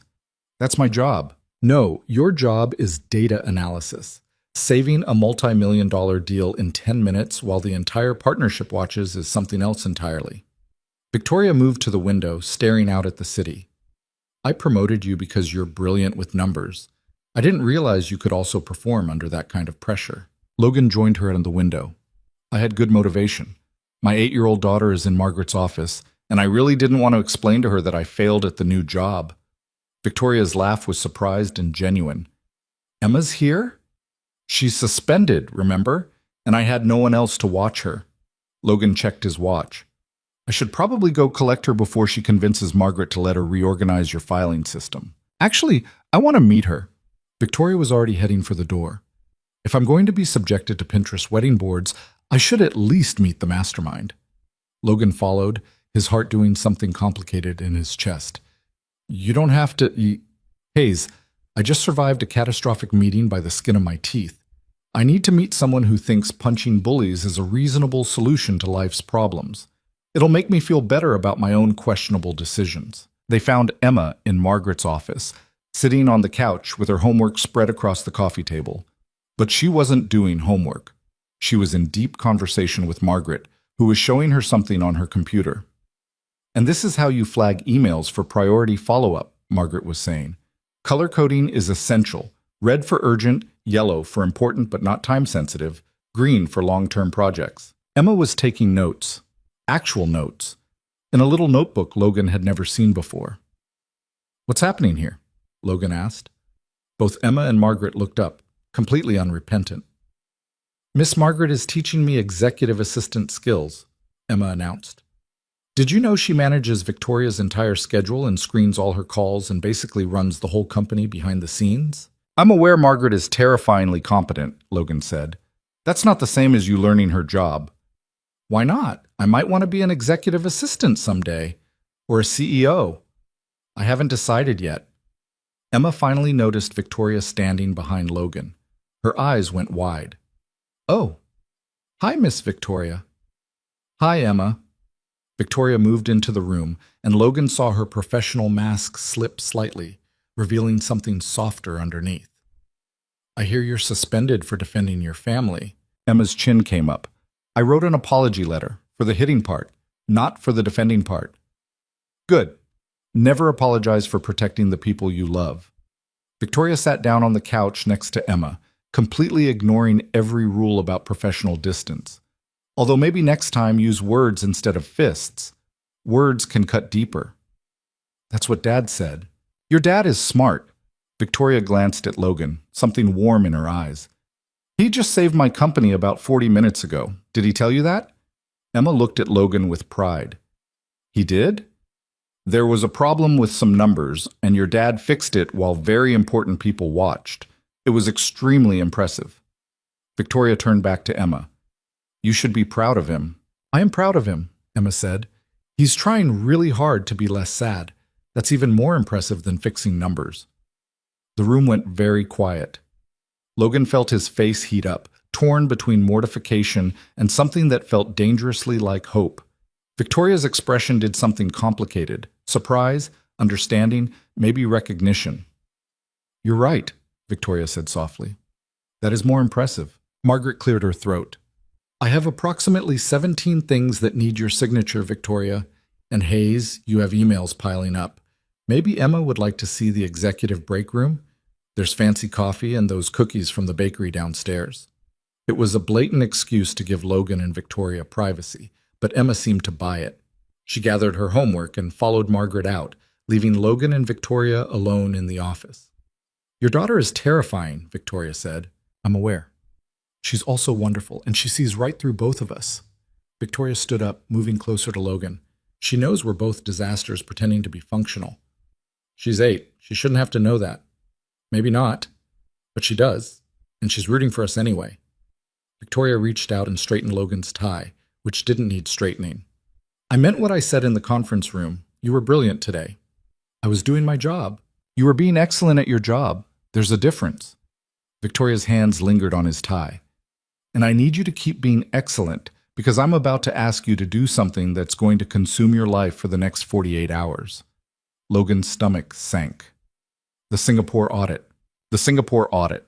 You, me, and whatever independent auditor they choose, going through every single number in that proposal with a microscope. Victoria stepped back, professional distance reasserting itself. It's going to mean long nights, probably working through the weekend. I know you have the girls. I'll make it work, Logan interrupted. This is too important. Are you sure? Because I can find someone else. Victoria. Logan waited until she met his eyes. I said I'll make it work. My sister can take the girls, or they can camp out in Margaret's office and learn executive assistant skills. But I'm not letting you do this alone. Something in Victoria's expression cracked. Why? Because you took a chance on me when I was barely functional. Because you see me as more than just a collection of data points. Because... Logan stopped, the words catching in his throat. Because I don't want to go back to being numb, and helping you means staying engaged with life. Victoria was quiet for a long moment. Then she smiled, real and unguarded.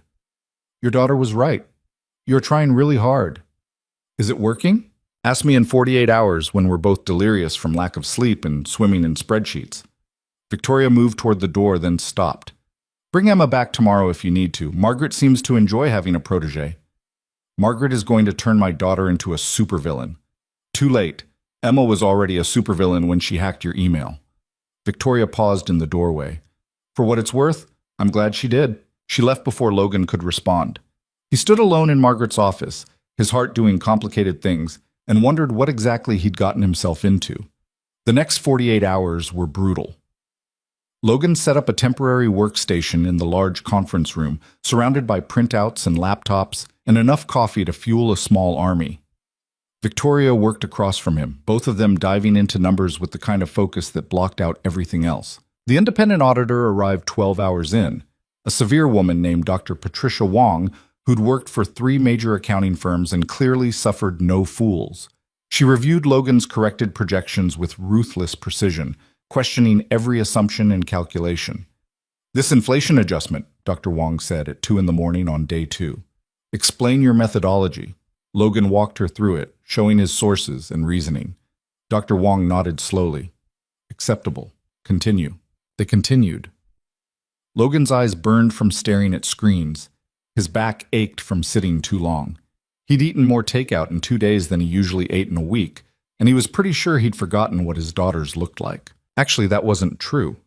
Emma had shown up both days after school, doing her homework in the corner while Logan and Victoria and Dr. Wong dissected financial projections. Sophia and Lily had come once, brought by Rachel, who'd taken one look at the exhausted adults and the stern auditor and quietly removed the twins before they could ask awkward questions. But Emma had stayed. Emma always stayed, sitting quietly with her books, occasionally bringing Logan coffee or water without being asked. Once, when Dr. Wong had stepped out to make a call, Emma had walked over to the table. "You look terrible, Dad," she'd said. "Thanks for the vote of confidence. But you also look alive. Like really alive, not just going through motions." Emma had glanced at Victoria, who was passed out with her head on her arms at the far end of the table. "She looks terrible too. She's under a lot of pressure. You both are. But you're doing it together. That's different than being alone." Emma had squeezed his shoulder. "Mom would be proud of you for trying." The memory made Logan's throat tight. He blinked hard and returned to the spreadsheet in front of him. Numbers didn't make him cry. Numbers made sense. "Hayes," Victoria's voice cut through his concentration. "Look at this." Logan moved around the table to where Victoria sat, her laptop showing a complex market analysis. "What am I looking at?" The original error wasn't just a conversion mistake. Someone also used outdated market data, 6 months old instead of current. Victoria pulled up comparison charts. "The market has actually been growing faster than our corrected projection shows. We were conservative to be safe, but the real numbers are better." Logan leaned over her shoulder, studying the data. She was right. The real growth rate was somewhere between their conservative 8.7% and the inflated 15%, probably around 11%. "We need to show this to Dr. Wong," he said. "Already texted her. She's on her way back." Victoria rubbed her eyes, and Logan noticed her hands were shaking slightly. "If this holds up, we're not just correcting an error. We're actually improving the proposal." "Are you okay?" "Define okay." Victoria laughed, but it sounded brittle. "I've slept maybe 8 hours in 2 days, I've consumed my body weight in coffee, and my entire company's international expansion hangs on the opinion of a woman who makes drill sergeants look friendly." "But are you okay?" Victoria finally looked at him, and Logan saw past the exhaustion to something raw underneath. "I'm terrified. This is the biggest risk my father's company has ever taken, and I'm the one driving it. If I fail, I don't just lose money, I lose legacy." Logan pulled up a chair and sat next to her. "You're not going to fail." "You don't know that. I know you triple-checked everything. I know you brought in an independent auditor when you didn't have to. I know you're running on fumes and still showing up." Logan paused. "I know you care about getting this right, not just getting it done. That matters." "Does it?" "Because caring doesn't always equal success." "No, but not caring guarantees failure." Logan thought about the last 3 years of his life, the perfect empty routine that had kept him safe and miserable. "I spent 3 years not caring about anything except surviving. It kept me breathing, but it wasn't living. You care so much it's probably going to give you an ulcer, but I'd rather have that than the alternative." Victoria was quiet for a moment, then she reached out and took his hand. "Thank you." "For what?" "For being here. For not giving up when this got hard. For understanding why this matters." She squeezed his hand. "For being you." Logan squeezed back, unable to speak past the emotion lodging in his throat.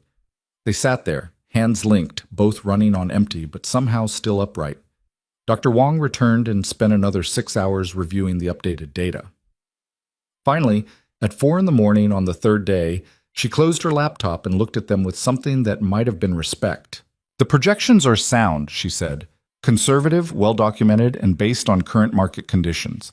I'll submit my report to the Singapore partners recommending they proceed." Victoria's entire body sagged with relief. "Thank you, Dr. Wong." "Don't thank me. Thank your analyst." Dr. Wong nodded at Logan. "His work is exceptional. You should promote him." "Already did," Victoria said with a tired smile. Dr. Wong left. Logan and Victoria sat in the wreckage of the conference room. Papers everywhere, empty coffee cups littering every surface, the lingering smell of 2 days' worth of takeout. "We did it," Victoria said quietly. "You did it. I just fixed the math. Hayes, stop diminishing your contribution. You saved this deal." Victoria stood up, swaying slightly from exhaustion. "I need to go home and sleep for approximately 18 hours, but after that, I need to take you to dinner, a real dinner, not crisis management over lukewarm Chinese food." "Is that a request or an order? Does it matter?" Victoria smiled. "Either way, you're saying yes." Logan stood up, his legs protesting. My daughters are going to be insufferable when they find out you asked me to dinner twice. Good. They deserve to be insufferable. They orchestrated this whole thing. Victoria grabbed her bag and laptop. Tell Emma she's got excellent instincts. In another 20 years, I'm hiring her. They walked out together, too tired for more words. The office was empty at this hour, just security guards and cleaning crews. Logan walked Victoria to her car, and they stood in the parking garage like exhausted soldiers after a battle. I'll text you, Victoria said. After I sleep, we'll figure out dinner. Sounds good. They stood there, neither moving. Finally, Victoria leaned up and kissed Logan's cheek, quick and soft and over before he could react. Thank you, she whispered, for everything. She got in her car and drove away, leaving Logan standing alone in the parking garage with his heart racing and his cheek tingling where her lips had been. He drove home in the pre-dawn darkness, his mind replaying the last 48 hours. The crisis, the pressure, the way he and Victoria had worked together like they'd been doing it for years instead of days. The way Emma had watched them with those knowing eyes. The way caring about something again felt like waking up after a long, dreamless sleep. The house was dark when he arrived. Logan let himself in quietly and found Emma asleep on the couch, her homework still spread out around her. She must have waited up for him. Logan scooped her up carefully, and she stirred. Dad? I'm home, baby. Let's get you to bed. Did you fix everything? Yeah, we fixed everything. Emma wrapped her arms around his neck. I knew you would. You're good at fixing things when you actually try. Logan carried his daughter upstairs, tucked her into bed next to her sleeping sisters, and stood in the doorway watching them breathe. 3 small humans who'd refused to let him disappear, who'd staged an intervention disguised as a dinner date, who'd believed he could be someone worth knowing again. His phone buzzed softly. A text from Victoria. Made it home. Thank you again. Sleep well. Logan typed back, you too. And Victoria? My daughters were right about you. Her response came quickly. Right about what? That you see me as a real person, not just my job or my grief or my mistakes. Thank you for that. Victoria's next message took longer. You are a real person, Logan. A brilliant, caring, slightly broken real person who's trying really hard. That's all any of us can be. Logan stood in the hallway of his home, looking at his sleeping daughters, and felt something shift permanently in his chest. Not healing, exactly, but something like hope, something like possibility, something like being alive. He went to bed as the sun started rising, and for the first time in 3 years, he didn't dread tomorrow. The second dinner happened on a Tuesday, which Emma declared was the most boring day for a date, but also proof that Miss Victoria doesn't care about looking perfect. Logan wasn't sure how his 8-year-old had become a relationship expert, but he didn't argue. The girls had spent an hour helping him pick out clothes, vetoing 3 shirts before settling on a dark green button-down that Lily insisted made his eyes look less sad. You look nervous, Sophia observed as Logan checked his watch for the 5th time. I am nervous. Why? You already had dinner with her once, and you just spent 48 hours straight with her fixing the Singapore thing. Emma crossed her arms. It's not like she doesn't know you're a disaster. Thanks for the pep talk. I'm just saying she's already seen you at your worst. Regular dinner should be easy. Emma paused. Unless you're planning to do something stupid like tell her you love her. That would be premature. Logan stared at his daughter. Where are you learning these things? YouTube. There are lots of relationship advice channels. Emma shrugged. Don't worry, I skipped the inappropriate parts. That's not as reassuring as you think it is. Rachel arrived to watch the girls, taking in Logan's outfit with raised eyebrows. Look at you, actually trying. I'm impressed. Don't be. I'm terrified. Good. Terror means you care. Rachel shooed him toward the door. Go. Have fun. Try not to overthink everything. I'm Logan Hayes. Overthinking is literally my brand.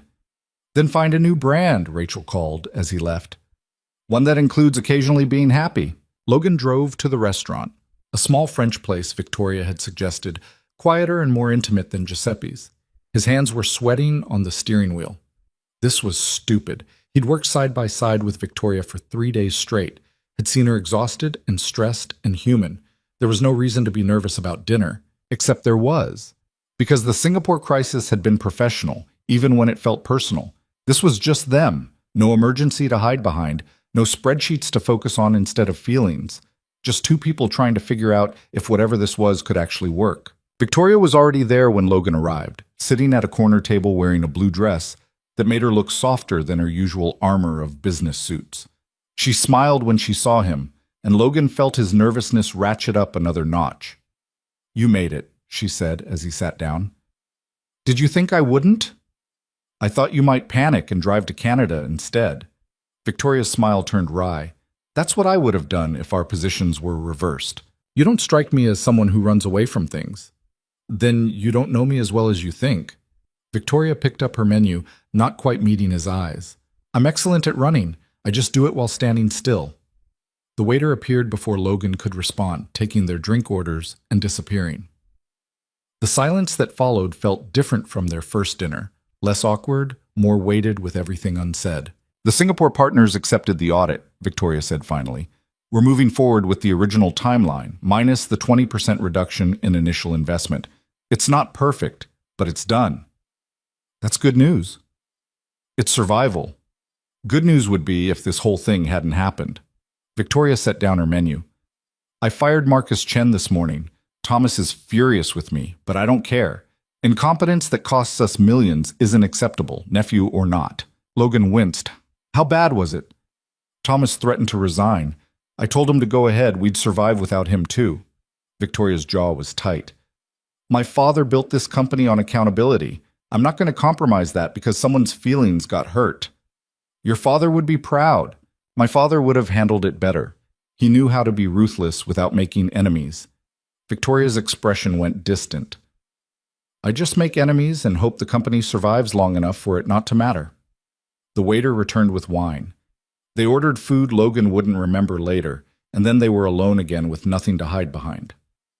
"Can I ask you something?" Logan said. "You're going to anyway." "Why me?" "You could have anyone. Someone without 3 kids and a mountain of grief and the emotional capacity of a confused teenager." Victoria took a long sip of wine before answering. "You want the honest answer or the polite one?" "Honest. Because you're the first person in years who's looked at me and seen a person instead of a checkbook. Because you don't want anything from me except honesty. Because your daughter's staged an elaborate scheme to save you, and that kind of love is—" Victoria's voice caught. "That's real. That's the kind of thing I've never had." Logan felt his chest tighten. "You have a whole company full of people who work for me, who need things from me, who see Victoria Hale, CEO, not Victoria who's terrified she's going to destroy everything her father built." Victoria met his eyes. "You see both. Even when I'm trying to hide the second part, you see it anyway." "Is that good or bad?" "I have no idea. Probably both." Victoria smiled, but it didn't reach her eyes. "Your turn." "Why me? You could have stayed numb and safe. Why risk this?" Logan thought about the question, really thought about it. "Because my daughters refuse to let me fade away. And because you feel like someone who gets what it's like to be drowning while everyone assumes you're swimming." "That's darker than I expected." "You asked for honest." Logan paused. "Also because when you laugh, really laugh, not the polite CEO laugh, it's the best sound I've heard in 3 years." Victoria's expression did something complicated. "Hayes, you can't just say things like that." "Why not?" "Because it makes me want to believe this could actually work. And wanting things is dangerous. So is being numb. Trust me, I have extensive experience." Logan leaned forward. "What if we both just try, messily, imperfectly, with no guarantees it won't explode?" "That's a terrible pitch. I'm a data analyst, not a salesman." Victoria laughed, the real laugh he'd mentioned, surprised and unguarded. "You're also apparently insane, but I like it. Is that a yes to trying?" "It's a yes to something. I'll figure out what later." Victoria's phone buzzed on the table. She glanced at it, and her face went pale. "Oh no." "What?" She turned the phone so Logan could see. An email from someone named Jennifer Tate with the subject line, "Interesting development." Logan scanned the email and felt his stomach drop. Jennifer Tate was apparently a business reporter for the city's largest newspaper, and she'd somehow gotten information about Logan's promotion, his relationship with Victoria, and was asking for comment on whether Logan had been promoted due to merit or other factors. "How did she find out?" Logan asked, his voice tight. Someone talked. Someone always talks. Victoria's hands were shaking slightly as she took back her phone. This is bad, Logan. The optics are terrible. Newly promoted employee dating the CEO? Even though our relationship started after your promotion, even though you earned that position, it doesn't matter. The story writes itself. Logan's mind raced through scenarios. His daughters finding out their father was in the news for dating his boss. His colleagues assuming he'd slept his way into a promotion. Victoria's credibility being questioned because she couldn't keep her personal and professional lives separate. I'll resign, he said quietly. What? No. If I'm not working for you, there's no story. Just two people dating. Logan's jaw set. I can find another job. I can't find another... He stopped, the words catching in his throat. Another what? Victoria's voice was soft. Another you. Another person who makes me feel like being alive might actually be worth the effort. Victoria closed her eyes, and Logan saw tears threatening to spill over.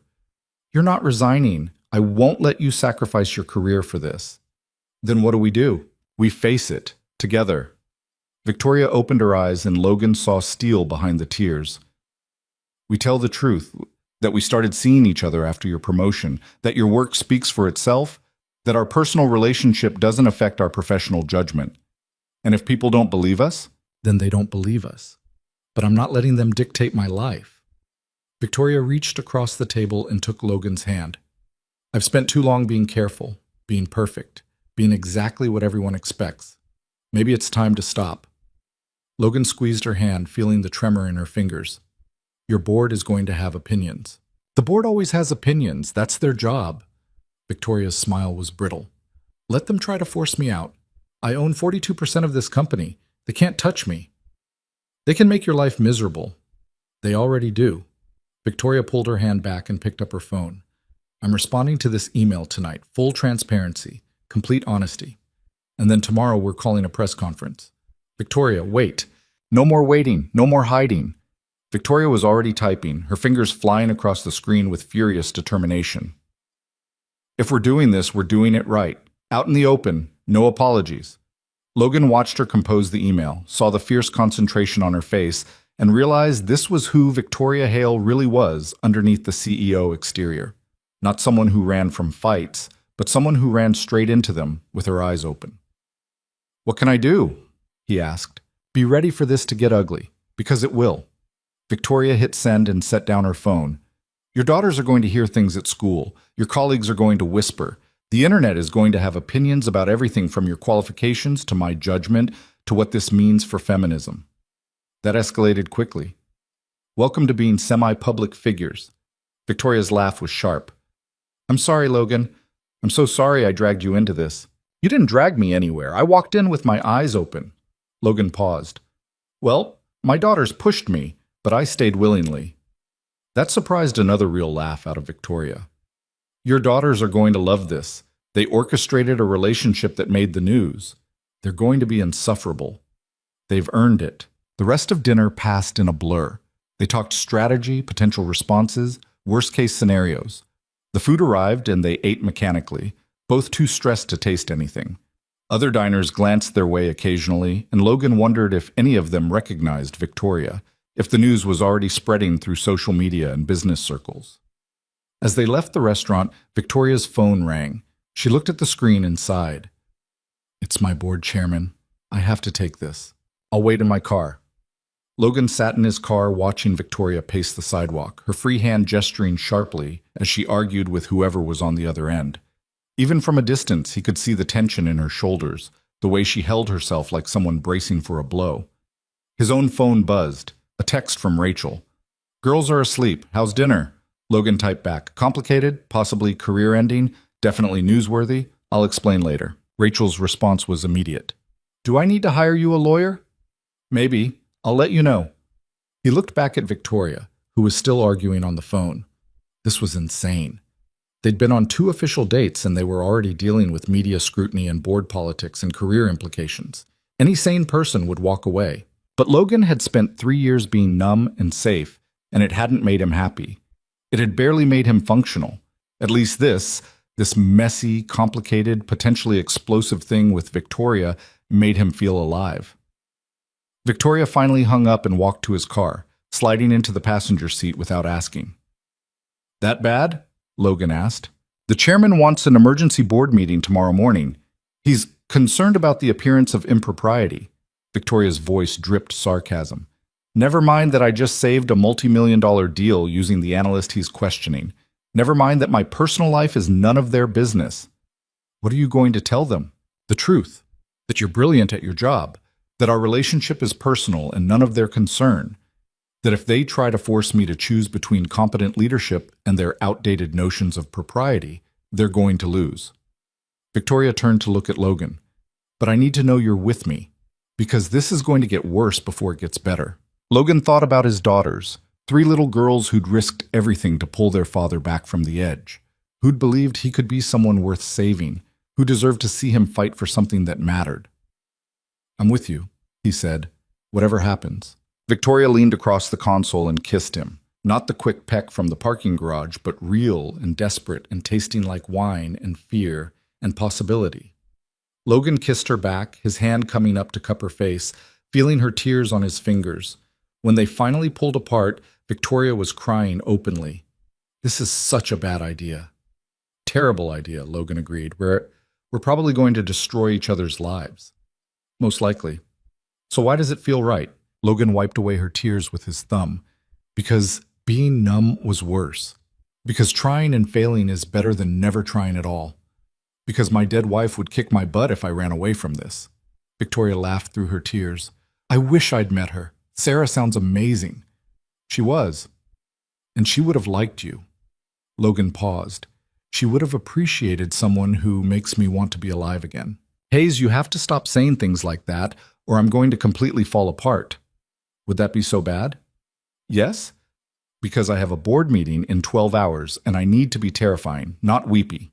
Victoria wiped her eyes and tried to compose herself. "Take me to my car. I need to go home and prepare." Logan drove her back to the restaurant parking lot, neither of them speaking. When he pulled up next to her car, Victoria didn't immediately get out. "Thank you," she said quietly. "For what?" "For not running. Most people would have run by now." "Most people are smarter than me." Victoria smiled. "Or less brave. I can't decide which." She kissed him one more time, soft and quick, and then she was gone, driving away into the night while Logan sat alone in the parking lot trying to process everything that had just happened. His phone rang. Emma's name on the screen. Logan answered, already knowing what was coming. "You're supposed to be asleep." "Aunt Rachel's asleep. We're not." Emma's voice was suspicious. "How was dinner?" "Complicated." "Did something bad happen?" Logan considered lying, protecting his daughters from the storm that was coming, but they'd been through worse. They deserved honesty. "A reporter found out about me and Victoria. It's going to be news. People at school might say things." Silence on the other end. Then Emma's voice, fierce and determined, "Let them talk. We don't care what people think." "Em, it might get ugly." "So? We already dealt with ugly when Mom died. We can deal with it again." Emma paused. "Is Miss Victoria going to break up with you because of this?" "No, she's going to fight." "Good. Then we'll fight too." Emma's voice softened. "Dad, you're happy. Like actually happy. Not pretend happy. We're not letting anyone take that away." Logan's throat went tight. "When did you get so smart?" "I told you, I've always been smart. You just started listening." Emma yawned. "Get home safe. We love you." "Love you too, baby." Logan drove home feeling like he'd run a marathon. The house was dark except for one light in the living room. He found Rachel waiting up, concern etched on her face. "The girls are asleep for real now," she said. Emma tried to stay up but crashed around 10. "Want to tell me what happened?" Logan told her everything. The reporter, the board meeting, Victoria's determination to fight. Rachel listened without interrupting, her expression growing more worried with each detail. "This could get bad, Logan," she said when he finished. "I know. People are going to say terrible things about you, about Victoria, about whether you deserve your job." Rachel paused. "The girls are going to hear it." "I know that too." "And you're still doing this?" Logan thought about Victoria's real laugh, about the way she saw him as a person instead of a collection of broken pieces, about 3 years of being numb versus 3 weeks of being terrifyingly alive. "Yeah," he said. "I'm still doing this." Rachel studied him for a long moment. Then she smiled. "Good. Sarah would have kicked your butt if you ran away from someone who makes you happy." That's what I told Victoria. Great minds. Rachel stood up, gathering her things. "Call me if you need anything. And Logan, I'm proud of you. For trying." She left, and Logan was alone in his quiet house. He checked on the girls, all 3 sleeping soundly, blissfully unaware of the storm coming. Emma had fallen asleep with her phone still in her hand, and Logan gently removed it, seeing she'd been researching how to handle media attention on YouTube. His terrifying, brilliant 8-year-old daughter was already preparing for battle. Logan went to his own room and tried to sleep, but his mind wouldn't stop racing. Tomorrow Victoria would face her board. Tomorrow the news would likely break. Tomorrow their relationship would become public property, analyzed and judged by people who knew nothing about them. His phone buzzed. "Victoria." "Can't sleep. Keep thinking about the board meeting." Logan typed back, "What's the worst they can do? Force me out. Destroy my reputation. Make me choose between the company and you. And if they make you choose?" Victoria's response took several minutes. "Then I choose you. Because the company was my father's dream. But this is mine." Logan stared at the message, his heart doing complicated things in his chest. He started to type a response, deleted it, started again. Finally settled on, "That's terrifying and beautiful, and I don't know what to say except thank you." For what? For choosing me. For fighting. For being brave enough to try this even when it's insane. Victoria's next message was just a heart emoji, which somehow said more than words could. Logan finally fell asleep around 3 in the morning, his phone still in his hand, Victoria's messages still on the screen. He dreamed of board meetings and reporters and 3 little girls standing in front of him like shields, fierce and unafraid. The next morning came too quickly. Logan got the girls ready for school in a fog of exhaustion and anxiety. Emma watched him with knowing eyes over breakfast. "Big day?" she asked. "Big day," Logan confirmed. "You've got this, Dad. And if you don't, we've got backup plans." Logan was afraid to ask what the backup plans entailed. Knowing his daughters, they probably involved blackmail or strategic email campaigns, or something else that would terrify him and impress Victoria in equal measure. He dropped the girls at school and drove to the office, his stomach churning. Margaret was waiting by the elevators with coffee and a grim expression. "Victoria's already in the boardroom," she said. "The meeting started 10 minutes ago. She told me to send you straight in when you arrived." Logan took the coffee and headed for the boardroom, his heart pounding. Through the glass walls, he could see Victoria standing at the head of the table, facing down a row of older men in expensive suits. Her posture was rigid, her expression carved from ice. He pushed open the door, and every head turned to look at him. "Mr. Hayes," the board chairman said coldly. "How convenient. We were just discussing you. I'm sure you were." Logan moved to stand beside Victoria, a deliberate choice of sides. "I assume you have questions about my qualifications." "Among other things." The chairman, a man named Robert Sterling with silver hair and a smile like a shark, gestured to an empty chair. "Please sit. Let's discuss your meteoric rise through this company." Logan remained standing. "I'd rather not. This won't take long." Victoria's hand brushed against his. Brief, reassuring contact. Together, they faced the board that could destroy everything they were trying to build. "My qualifications speak for themselves," Logan said, his voice steady despite the fear clawing at his chest. "I have a master's degree in data analytics from Columbia, 10 years of experience in financial modeling, and I just saved this company millions of dollars by correcting errors in the Singapore proposal. If you want to question whether I earned my promotion, look at my work." "Your work isn't in question, Mr. Hayes," Sterling said smoothly. "Your relationship with our CEO is. My relationship with Victoria started after my promotion. The timeline is documented. The merit of my work is documented. What's your actual concern?"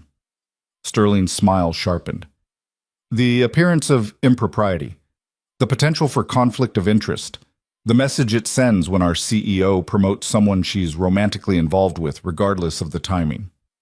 "Then fire me," Logan said flatly. If my presence here is such a problem, terminate my employment, but leave Victoria out of it. Logan, don't, Victoria started. No. Logan turned to face her. They want to make this about you abusing your power.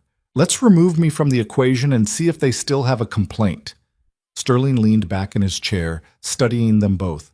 That's very noble, Mr. Hayes, but it doesn't solve our problem. Our CEO's judgment is still in question.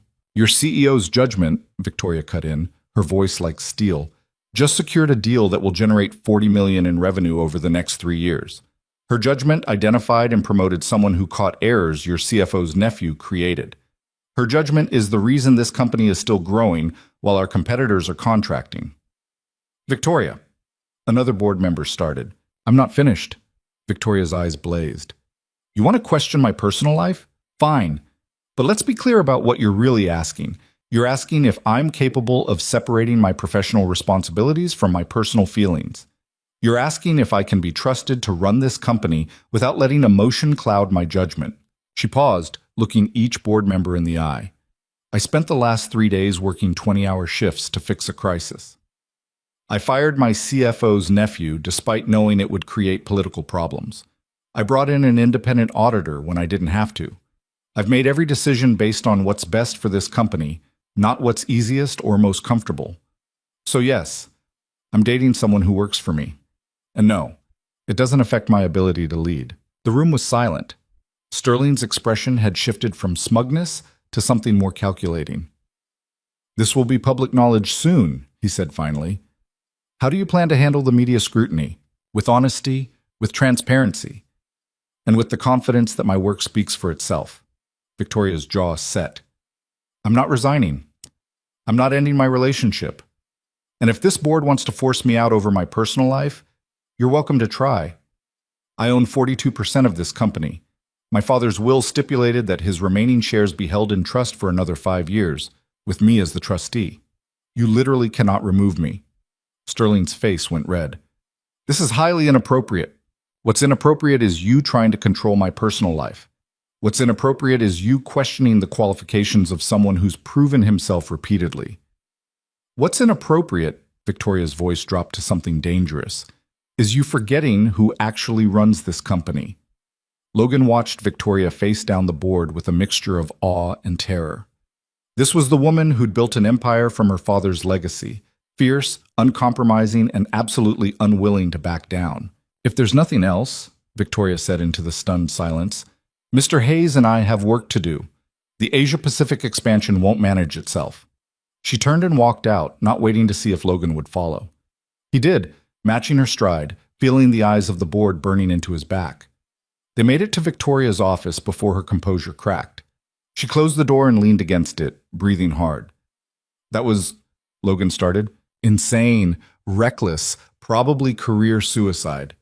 Victoria laughed, but it sounded brittle. I just threatened my own board. My father would be horrified.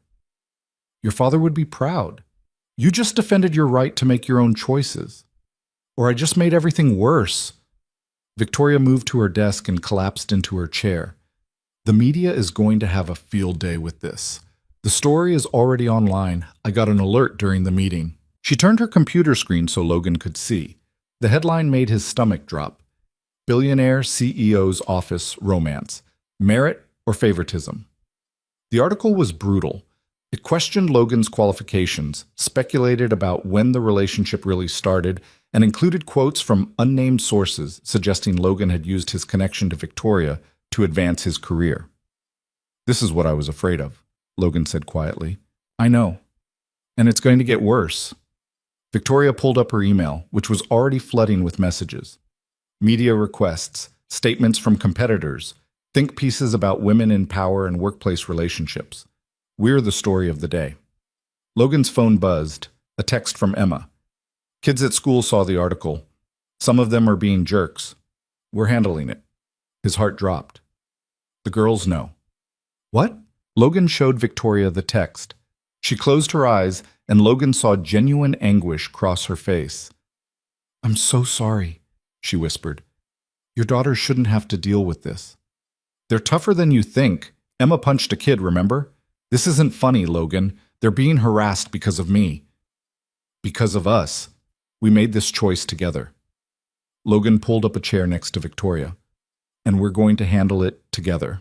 Victoria's phone rang. She looked at the screen and sighed. It's the reporter, Jennifer Tate. She wants a comment. Then give her one. Tell her the truth. The truth is complicated. The truth is simple. Logan took Victoria's hand. Two people met at work, developed feelings, started seeing each other after professional boundaries were established. Both are good at their jobs.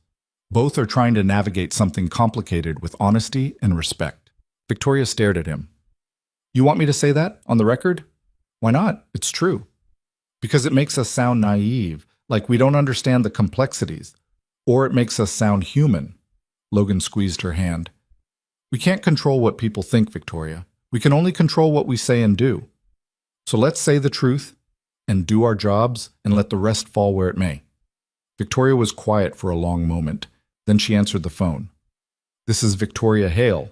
Logan listened as she gave the reporter a statement, clear, honest, unapologetic. Yes, she was seeing Logan Hayes. Yes, he worked for her company. No, that didn't affect his qualifications or her judgment. Yes, they understood the optics were complicated. No, they weren't ending their relationship to appease public opinion. She hung up and looked at Logan. That's going to make headlines. Probably. Your daughters are going to see it. They'll survive. They're survivors. Logan paused. Like their dad. Victoria's expression crumbled. She pulled Logan into a fierce hug, burying her face in his shoulder. He held her while she shook, feeling her fear and determination in equal measure. Thank you, she whispered, for not running, for staying, for being stubborn enough to believe this could work. Thank you for being worth the fight, Logan said into her hair. They stood there in the middle of Victoria's office, two people clinging to each other while the world tried to tear them apart. And somehow, despite everything, it felt like they might actually survive this. Outside the windows, the city continued on. Somewhere, a reporter was writing their story. Somewhere, Logan's daughters were defending their father's choices. Somewhere, a board of directors was plotting their next move. But in this moment, in this office, Logan Hayes held Victoria Hale and felt more alive than he had in 3 years. Scared, yes. Uncertain, absolutely. But alive in a way that mattered, and that, he was beginning to realize, was worth fighting for. The media storm lasted exactly 9 days before something bigger knocked them out of the headlines. A tech company scandal involving actual fraud made Logan and Victoria's relationship look quaint by comparison. But those 9 days had been brutal in ways Logan hadn't anticipated. The first 3 days were the worst. Logan's phone rang constantly with reporters wanting comments. His LinkedIn was flooded with messages from strangers, some supportive, most not.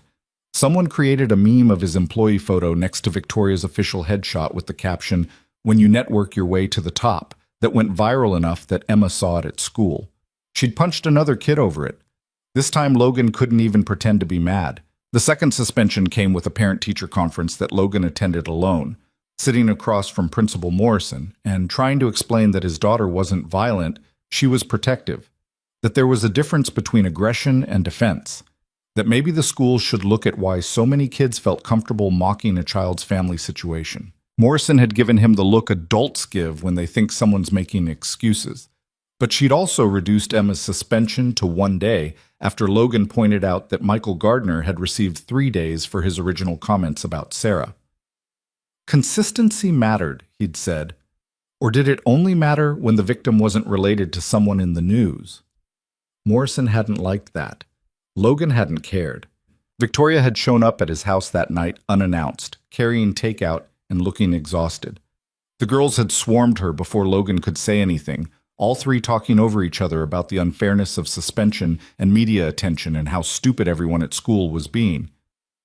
"One at a time," Victoria had said, sitting down on the living room floor with them like it was the most natural thing in the world.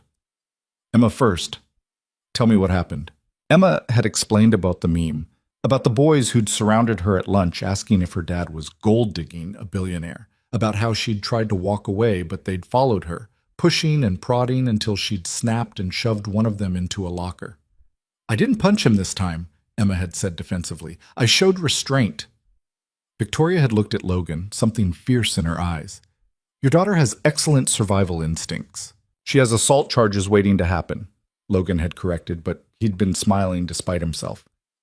Potato, potato. Victoria had turned back to Emma. Here's what you need to understand. People are going to say cruel things because they're scared or jealous or just bored. You can't hit all of them. You'll run out of energy and end up in juvenile detention. So what do I do? Emma had asked. Emma, you outlast them. You be so good at what you do, so confident in who you are, that their words bounce off like rain. Victoria had paused. And when that doesn't work, you find the leader and you make them understand that messing with you has consequences, not physical ones, strategic ones. Sophia's eyes had gone wide. Like what? Like becoming so successful, they'll brag about knowing you in high school. Like building a life so good their opinions don't matter. Like, Victoria had glanced at Logan. Like having people who love you so much they'll orchestrate elaborate email schemes to save you. All three girls had grinned at that. They'd eaten dinner together that night, takeout on paper plates because Logan's kitchen still wasn't equipped for hosting. Victoria had helped clean up afterward, and when the girls had gone upstairs to get ready for bed, she'd pulled Logan aside. I'm sorry, she'd said quietly. This is my fault. The media attention, the scrutiny, your daughter's being harassed. Our fault, Logan had interrupted. We made this choice together, remember? I should have anticipated this. Should have prepared better. Nobody can prepare for going viral as a meme. Logan had taken her hand. We're surviving. That's enough. But Victoria's expression had said she didn't think survival was enough. The third day brought a development neither of them had expected. Logan had been in his office reviewing quarterly reports when Margaret had appeared in his doorway looking grim. Conference room C, she'd said. Now, and you might want to bring coffee. Logan had found Victoria already there, along with Thomas Chen and three other executives he recognized from senior leadership. Everyone had looked tense. What's going on? Logan had asked. Thomas had slid a folder across the table. Whistleblower complaint. Someone claiming you falsified your credentials to get hired. Logan's stomach had dropped. What? Anonymous tip to the board. Says your master's degree from Columbia is fake, that you paid someone to create false transcripts. Thomas's expression had been carefully neutral. Obviously, we have to investigate. It's not fake, Logan had said, his voice tight. I can provide original transcripts, recommendation letters, proof of enrollment. We know it's not fake, Victoria had cut in. We already verified. This is someone trying to create doubt where none exists. Who? Logan had demanded. We don't know yet. The complaint came through an anonymous email account. Victoria's jaw had been set. But we're going to find out. The investigation had taken 2 days. 2 days of Logan being asked to prove he was who he said he was, to verify every job he'd ever held, every degree he'd earned. It had been humiliating and exhausting, and by the end of it, Logan had felt like a fraud even though he'd done nothing wrong. The investigation had cleared him, of course. Everything had checked out because everything was real. But the damage had been done. The whisper of doubt had been planted, and even after the all-clear, Logan had caught colleagues looking at him differently. Victoria had called another board meeting to announce the results. Logan had stood beside her while she'd delivered a statement clearing his name and promising consequences for whoever had filed the false complaint. Sterling had looked disappointed. That's when Logan had known where the complaint had originated. You filed it, Logan had said, his voice carrying across the boardroom. Or you had someone file it for you. Sterling's expression hadn't changed. That's a serious accusation, Mr. Hayes, with serious evidence. The complaint was filed 12 hours after you questioned my qualifications. The timing is convenient. Logan had stepped forward, past the point of caring about political consequences. You wanted to force Victoria to choose between the company and me. When she didn't, you tried to create a reason to fire me that would stick. Logan, Victoria had started. No. Logan had kept his eyes on Sterling. I'm done playing nice. You want me gone because I'm inconvenient to your narrative. Because a CEO dating an employee challenges your comfortable worldview.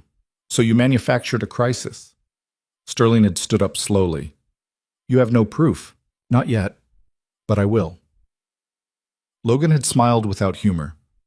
I'm very good at finding patterns in data, and I'm betting whoever you hired to file that complaint left a digital trail, IP addresses, email headers, metadata. It's all there if you know where to look. The room had gone silent. Sterling's face had gone red, then white. This meeting is over, Victoria had said into the silence. Mr. Sterling, my office. Now. What had happened in that meeting, Logan never fully learned, but Sterling had resigned from the board the next day, citing personal reasons. And the remaining board members had suddenly become very careful about questioning Victoria's judgment. The media attention had faded after that, replaced by the tech scandal and then by other news. Life had slowly returned to something approaching normal, though nothing would ever be quite the same. Which brought Logan to now, standing in his kitchen on a Saturday morning 6 months later, watching Victoria teach his daughters how to make French toast, while they critiqued her technique with the brutal honesty only 8-year-olds could deliver. You're burning it, Sophia observed. I'm caramelizing it, Victoria corrected. That's just fancy talk for burning, Emma said. Victoria had looked at Logan with mock desperation. Your daughters are ruthless. They learn from the best, Logan had replied, kissing her temple as he passed to get coffee. The gesture had been automatic, comfortable in a way that still surprised him sometimes. 6 months of dating Victoria had taught Logan things about himself he'd forgotten. That he could laugh without guilt, that he could plan for a future instead of just surviving the present, that he could love again without betraying the love he'd lost. Sarah would have liked Victoria. The thought came to Logan sometimes, usually in quiet moments like this. Sarah would have appreciated Victoria's fierce intelligence and her refusal to apologize for taking up space. She would have laughed at the way Victoria pretended to be bad at cooking when she was actually quite good, just to make the girls feel superior. Dad, Miss Victoria says she wants to take us somewhere today, Lily announced, appearing at his elbow. Somewhere special. Logan looked at Victoria, who was studiously focused on her allegedly burning French toast. Oh, really? It's a surprise, Victoria said. But you should probably all get dressed. Nice clothes, not play clothes. The girls had erupted in speculation and scattered to get ready. Logan had moved to stand next to Victoria at the stove. What are you planning? He'd asked quietly. Something probably insane, definitely premature, possibly going to make you run screaming. Victoria had turned to face him, nervous in a way he rarely saw. But your daughters have been dropping hints for weeks, and I thought, maybe it's time. Logan's heart had done something complicated. Time for what? You'll see. Trust me? Always. 2 hours later, they'd pulled up to a house in a neighborhood Logan had driven through but never seriously considered. The houses here were bigger than his rental, with actual yards and trees that had been growing for decades. Family homes, the kind where kids grew up and parents grew old, and life happened in all its messy glory. Victoria had parked and turned to look at all of them. Before we go in, I need to explain something. This house is for sale. It's been on the market for 3 weeks, and I've been watching it because... She'd paused, gathering courage. Because I thought it might be perfect for a family that's outgrown a rental, with 1 bathroom and a kitchen the size of a closet. Emma's eyes had gone wide. You want us to move here? I want to help you move here, if you want to. If Logan wants to. Victoria's hands had been gripping the steering wheel. The house has 5 bedrooms, 3 bathrooms, a yard big enough for whatever 8-year-olds do in yards. It's zoned for a good school district, and it's close enough to my place that I could visit frequently, if that's something everyone wants. Logan had stared at the house, his throat tight. It was perfect. A craftsman style with a porch swing and flower beds that needed tending. A house that looked like it was meant for laughter and scraped knees and family dinners. A house that looked like home. You found us a house, he'd said, his voice rough. I found you options. This is just one of them. We can look at others, or not look at all, or... Victoria's nervous rambling had been cut off by 3 girls launching themselves from the back seat to hug her from behind. Can we see inside? Sophia had asked. Is there a room for each of us? Lily had added. Does it have a good kitchen for Miss Victoria to burn French toast in? Emma had grinned. Victoria had laughed, tears in her eyes. Yes to all 3, come on! The house had been everything the outside promised, and more. Hardwood floors that needed refinishing, windows that let in too much light in the best way, a kitchen with actual counter space and a breakfast nook. The girls had run through it like a tornado, claiming bedrooms and planning where furniture would go. Logan had found Victoria standing in what would be the master bedroom, looking out the window at the backyard. "This is too much," he'd said quietly. "It's an investment. Real estate is—" "Victoria." She'd turned to face him. "I want to give you this. All of you. A fresh start in a place that's not haunted by memories. A home where we can build new memories together. We can't accept this. It's too expensive, too—" "I'm not buying it for you. I'm buying it for me." Victoria's voice had been fierce. "Because I want a place where I can have dinner with you and the girls without feeling like I'm invading your space. Because I want somewhere that feels like ours, not yours or mine, but ours. Because—" her voice had dropped to a whisper. "Because I'm falling in love with all four of you, and I need a place where that love can grow." Logan had pulled her close, burying his face in her hair. "You're insane." "Completely. Is that a yes?" "That's a, let me contribute to the down payment and we can discuss the rest." Victoria had pulled back to look at him. "Logan Hayes, are you negotiating with me?" "Someone has to. You're terrible at not buying things impulsively." "This isn't impulsive. I've been planning this for weeks." "That's still impulsive by normal people's standards." They'd argued about it for another 10 minutes before compromising. Victoria would buy the house, Logan would cover utilities and maintenance, and they'd split grocery costs because Victoria insisted she wanted to be useful. It wasn't equal, but it was what worked for them. The girls had been thrilled. Emma had immediately started planning how to decorate her room. Sophia had claimed the room with the best light for her art projects. Lily had found a reading nook in the hallway and declared it perfect for quiet time. They'd moved in 3 weeks later. Rachel had helped, along with Margaret, who'd appeared with color-coded boxes and a labeling system that had made the whole process terrifyingly efficient. Victoria had taken the day off, which had scandalized her assistant but delighted the girls, who'd put her to work hauling boxes while Logan managed the actual moving logistics. The first night in the new house, they'd eaten pizza on the living room floor because the furniture wasn't fully arranged yet. The girls had fallen asleep in a pile in front of the TV, exhausted from excitement and unpacking. Logan had carried them to their new bedrooms one by one, tucking them in and marveling at how different everything felt. Victoria had been waiting in the master bedroom when he'd finished, sitting on the edge of the bed they'd picked out together, their bed in their house, in this life they were building. "Thank you," Logan had said, sitting beside her. "For what?" "For seeing us as worth investing in, for being patient while I figured out how to be alive again, for loving my daughters like they're yours." Victoria had taken his hand. "They're mine. Maybe not legally, maybe not biologically, but they're mine in every way that matters. Is that okay?" Logan had kissed her instead of answering, pouring 3 years of grief and 6 months of healing and all his hope for the future into it. When they'd finally pulled apart, Victoria had been crying. "I need to tell you something," she'd said. "Something I've been afraid to say." "Okay, I want this to be permanent. Not just the house, but us. All of us." Victoria's hands had been shaking. "I want to marry you, Logan. I want to legally adopt your daughters if they'll have me.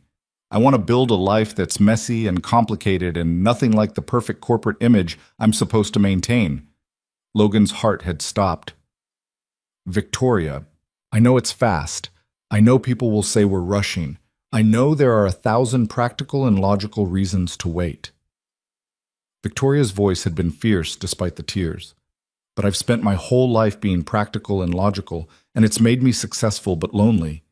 And I'm done being lonely. I'm done waiting for the perfect time that never comes. I want this. I want you. I want those 3 brilliant, terrifying girls who orchestrated this whole thing. I want the chaos and the noise and the life that happens when you stop trying to control everything." "Are you asking me to marry you?" Logan had managed. "Yes. Badly, apparently, but yes." Victoria had pulled out a box from her pocket. When had she gotten that? And opened it to reveal a simple silver band. "I know traditionally the man asks, but I'm a CEO, and I'm terrible at waiting for other people to make decisions.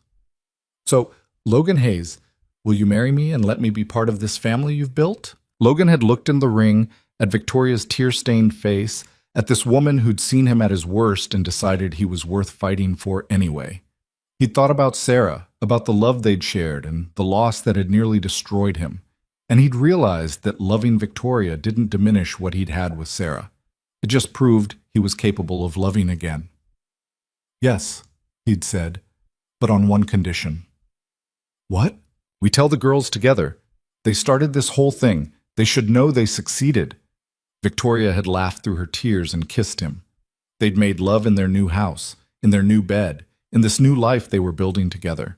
And afterward, lying in the dark with Victoria's head on his chest, Logan had felt something he hadn't felt in 3 years. Peace.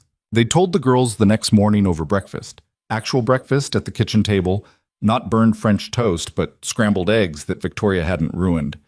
The girls had screamed loud enough to wake the neighbors, then demanded to know everything. When was the wedding? Could they be flower girls? Was Victoria going to be their mom now? Could they call her mom, or was that weird? Whatever you're comfortable with, Victoria had said, her voice thick with emotion. I'm not trying to replace your mother. I could never replace her, but I'd be honored to be another mom. A bonus mom. Whatever works for you. Emma had thought about it seriously. Can we call you Victoria Mom, to differentiate? That sounds perfect. Sophia had climbed into Victoria's lap. Does this mean we don't have to go back to our old school? Because those kids are jerks. You're already enrolled in the school district here. Fresh start. Victoria had kissed the top of Sophia's head. And if anyone's a jerk, you come tell me and I'll handle it. No corporate espionage on elementary schoolers, Logan had warned. I make no promises. Lily had been quiet through all of it, watching with her thoughtful eyes. Finally, she'd spoken up. Dad, are you happy? Like really happy? Not just pretending? Logan had pulled Lily close. Yeah, baby, I'm really happy. Good. You deserve to be happy. Lily had looked at Victoria. You too, Victoria, Mom. You were lonely before. We could tell. Victoria had started crying again, which had set off a chain reaction of emotional daughters and one overwhelmed father trying to hold everyone together while falling apart himself. The wedding had happened 3 months later, a small ceremony in the backyard of their new house, with just family and close friends. Emma, Sophia, and Lily had indeed been flower girls, wearing matching dresses they'd picked out themselves and carrying bouquets they'd helped arrange. Rachel had been Logan's best woman, making a speech that had everyone laughing and crying in equal measure. Margaret had been Victoria's maid of honor, shocking everyone by getting visibly emotional during the vows. Apparently even terrifyingly efficient executive assistants had feelings. The ceremony itself had been simple. No elaborate decorations, no expensive venue, just 2 people promising to love each other through the mess and chaos of life. Logan's vows had mentioned Sarah, thanking her for teaching him what love looked like, for giving him 3 incredible daughters, for showing him that even in loss there could be beauty. Victoria's vows had mentioned her father, the man who'd built an empire but died before seeing his daughter find happiness. She'd promised to honor his legacy while building her own, to be the kind of person he'd raised her to be while also being the person Logan and the girls needed. There hadn't been a dry eye in the backyard. The reception had devolved into chaos within an hour, which felt appropriate. The girls had led a dance-off that somehow involved everyone, including Margaret, who had surprising moves. The food had been catered by Giuseppe's, the restaurant where this whole thing had started, and the cake had been slightly lopsided because Logan had insisted on making it himself over Victoria's protests. It tastes better when it's imperfect, he'd argued. It tastes better when it's not collapsing, Victoria had countered. The cake had been delicious despite its structural issues. As the sun had set and the party wound down, Logan had found himself standing on the porch with Victoria, watching their guests mingle and their daughters run through the yard catching fireflies. We did it, Victoria had said softly. We survived the media circus, the board investigation, and planning a wedding with 3 8-year-olds. We're invincible. Victoria had laughed. Let's not get ahead of ourselves. We still have to survive raising 3 8-year-olds into functional adults. With our combined traumatic childhoods and workaholic tendencies, we're doomed. Completely. Victoria had leaned against him. But we're doomed together. That counts for something. Logan had wrapped his arm around his wife, that still felt surreal, and watched his daughters play. Emma had caught a firefly and was examining it with scientific precision.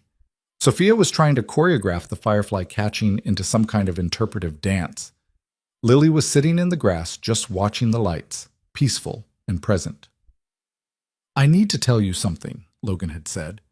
"If you're having second thoughts, you should have mentioned them before the vows." "Not second thoughts.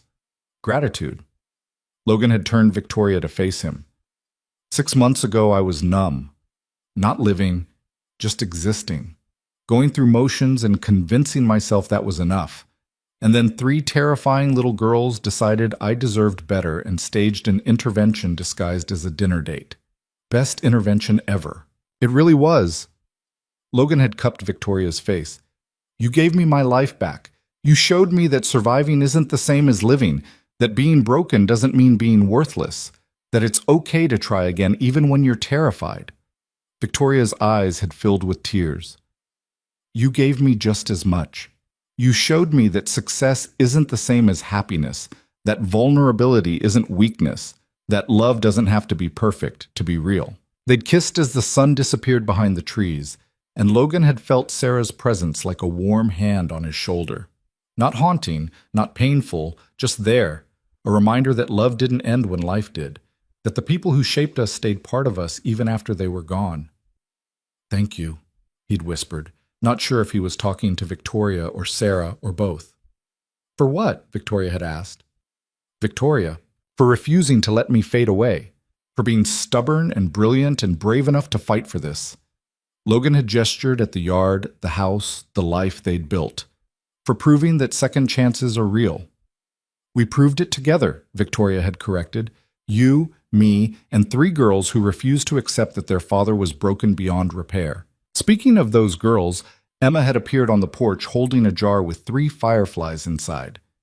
"Victoria, Mom, look, we caught enough to make wishes." "What are you wishing for?" Victoria had asked. "That's cheating. You're not supposed to tell or it won't come true."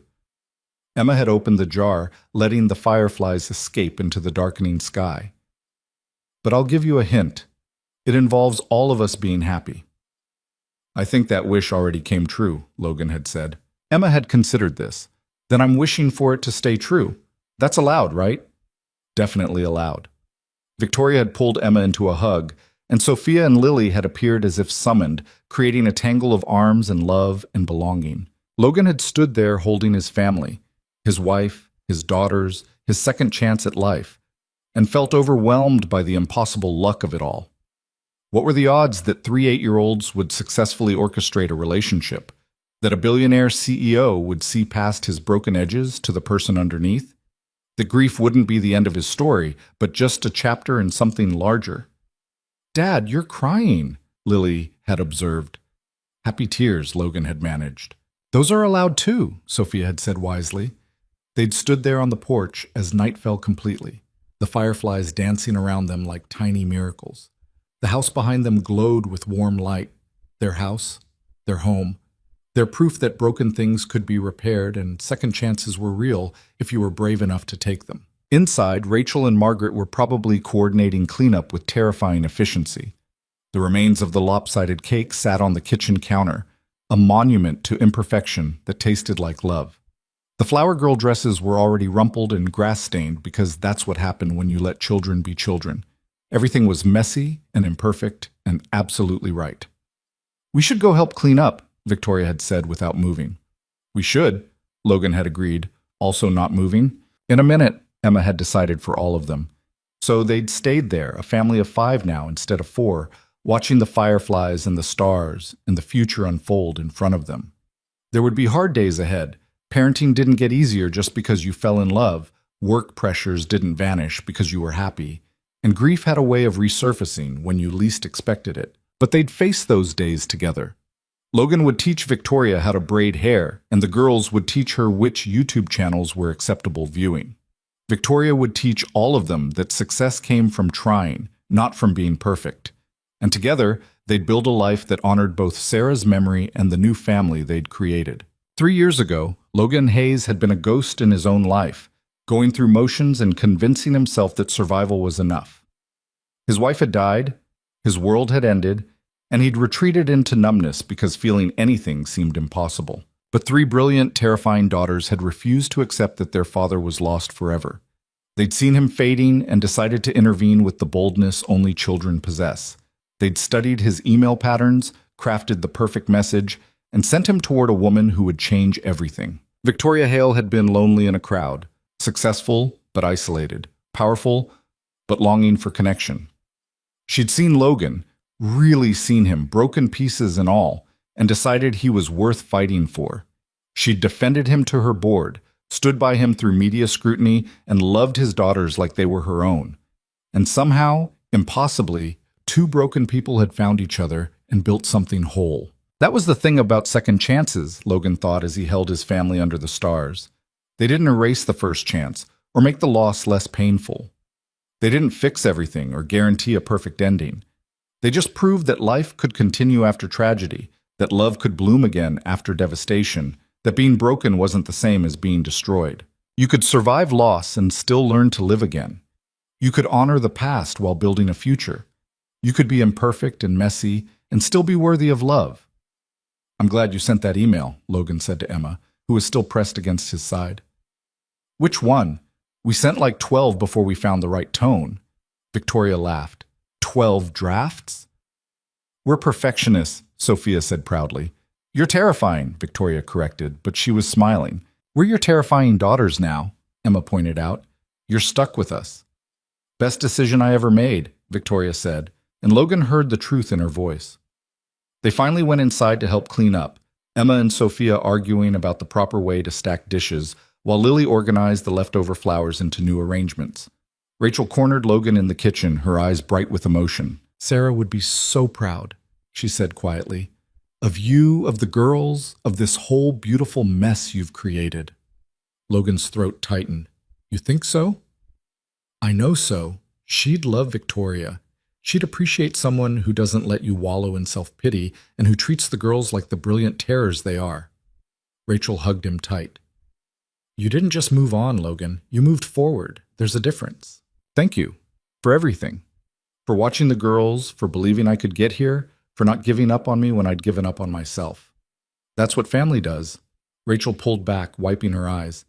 "Now go be with your wife before she tries to reorganize the kitchen according to some corporate filing system." Logan found Victoria doing exactly that, much to Margaret's approval. He pulled her away with the excuse of needing help with something upstairs, which fooled no one but got them a moment alone in their bedroom. "Hi," Victoria said, closing the door behind them. "Hi, wife." "Hi, husband," Victoria smiled. "That's going to take some getting used to."